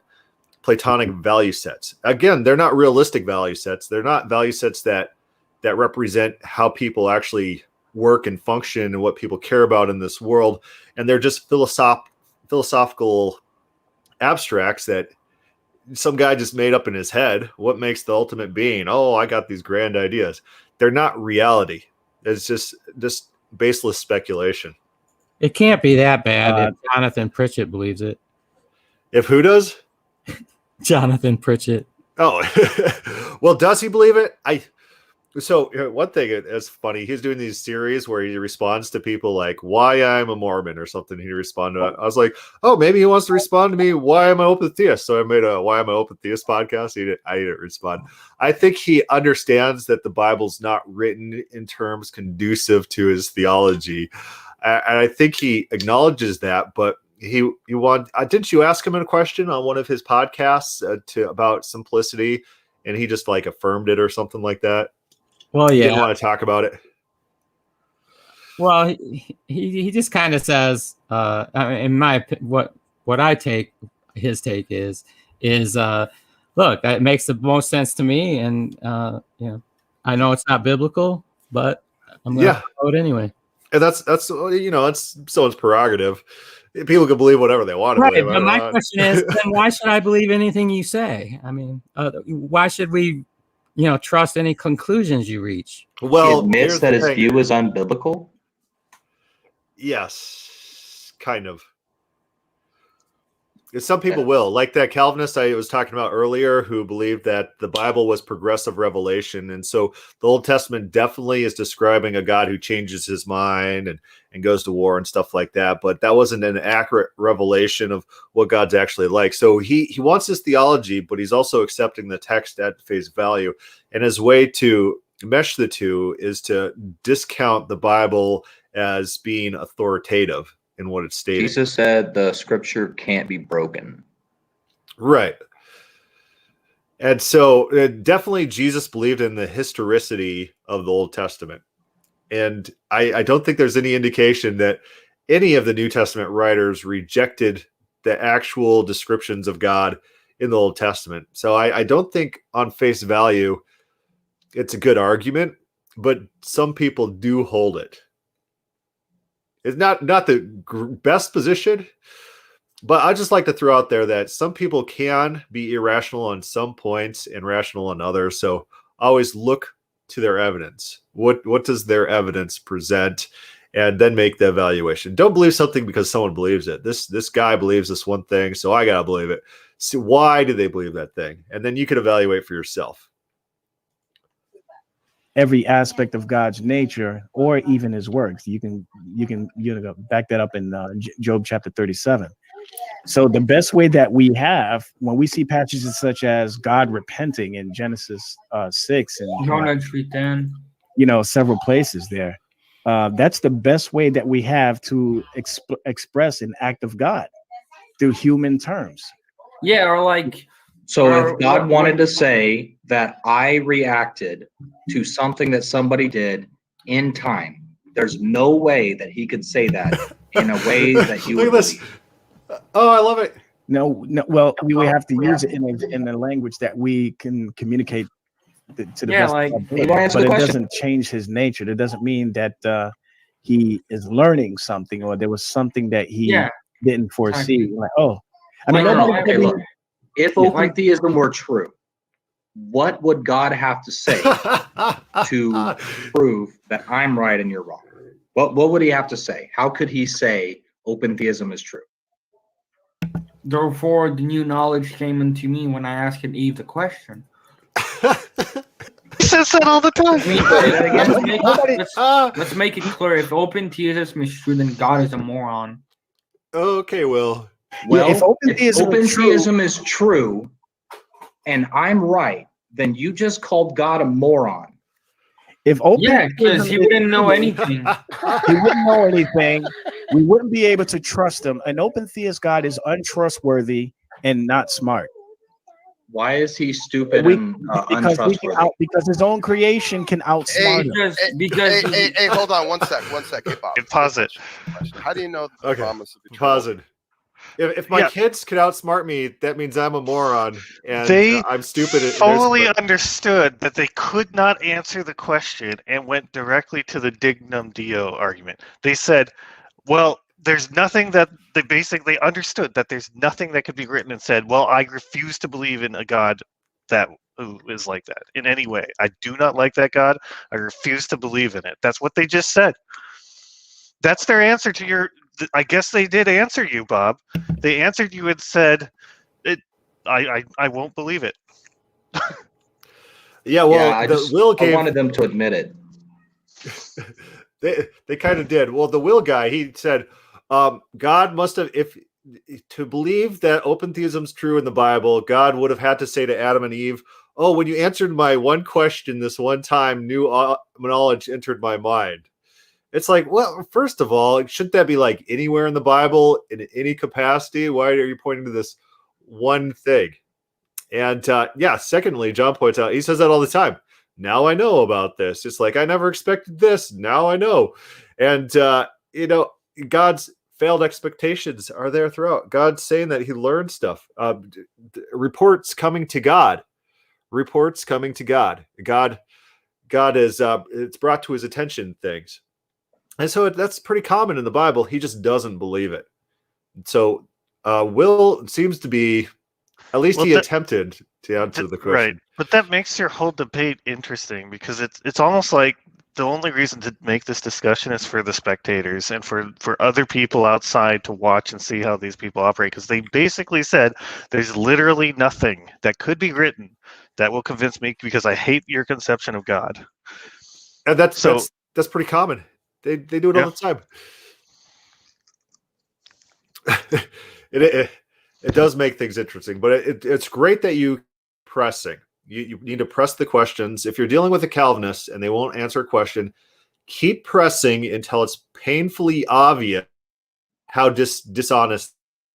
That you can't just let them give a half answer and slide. It just needs you keep hitting. You keep hitting. Will Duffy in the Matt Slick debate, he says, can God add one raindrop to one storm? And Matt Slick's like, I don't know what you mean by that. What do you mean by that? He's like, can God, like, add one raindrop? And Matt Slick's like, why would he need to do that? It's like, my daughter could answer this question. Can God add one raindrop to one rainstorm? And Slick's like, oh. Oh, it's so funny. That's probably the best part of the back and forth, because it humiliated Matt Slick. Like, it's an obvious question. It's obvious what's meant by the question. He just didn't want to answer it because it looks bad on him. So he just punch. Same question over and over.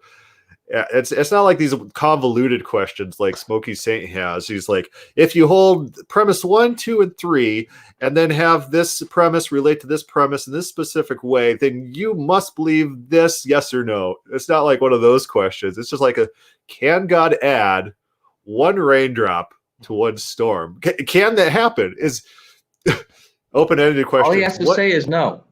Yeah, like that's what he believes. He believes that God can't add new things or think new thoughts because he already planned everything and thought everything from before the foundations of the world, and then he made it, and it's just all playing out.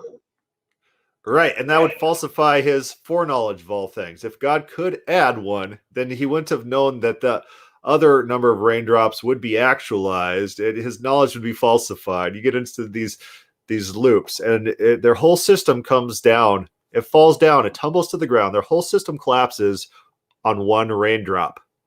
One straw breaks the camel's back. That's funny. Oh, I like that. Exactly. He said so. It doesn't matter. And he's trustworthy. Your God can be No, wrong. he's- No. Well, he's trustworthy. Oh, so there's their other claim. If God can change, if God doesn't know the future, then he's untrustworthy. It's an insane standard of trust. Like, I trust my wife to keep my kids alive every day. You know, I leave my house with my wife in charge of my kids, and I come home and they're alive because I trusted her to keep my kids alive. And it's like, my trust in her is not based off of some sort of thing inherent in her nature, the inability to change or anything like that. It's just based on what I know about her character and her power to perform. And hey, plus, if something happened and one of your children died, it wouldn't change the fact of what you knew about your wife. I mean, it was robotic. Yeah, Sorry. Your voice is robotic, so I don't know if you're in a bad connection area. But you said that if one of my children were to die, it wouldn't change what I know about my wife. I might trust her a little bit less. I might. Depends how she died. It depends on the circumstances, what you thought when you got home. I have to get going, but thanks for inviting me. This is fun. Yeah, we're at about like 3.5 hours, and we probably covered like 20 minutes of their 6 hours. Right. So we'll go ahead and call it quits for now. It should be good, but I thank everyone for coming on. Bob, I thank you for coming on. You're the primary guy over here. Pleasure finally getting to talk to you too. Yeah, fantastic. And Arenik, always a pleasure. Mm-hmm. Thanks for allowing me. Appreciate it. Thank you, Mr. Roboto. And, we'll kind of end there then. All right. Okay. Any questions, comments, put that down below. Start a thread on the God is Open Facebook page. Thank you for watching.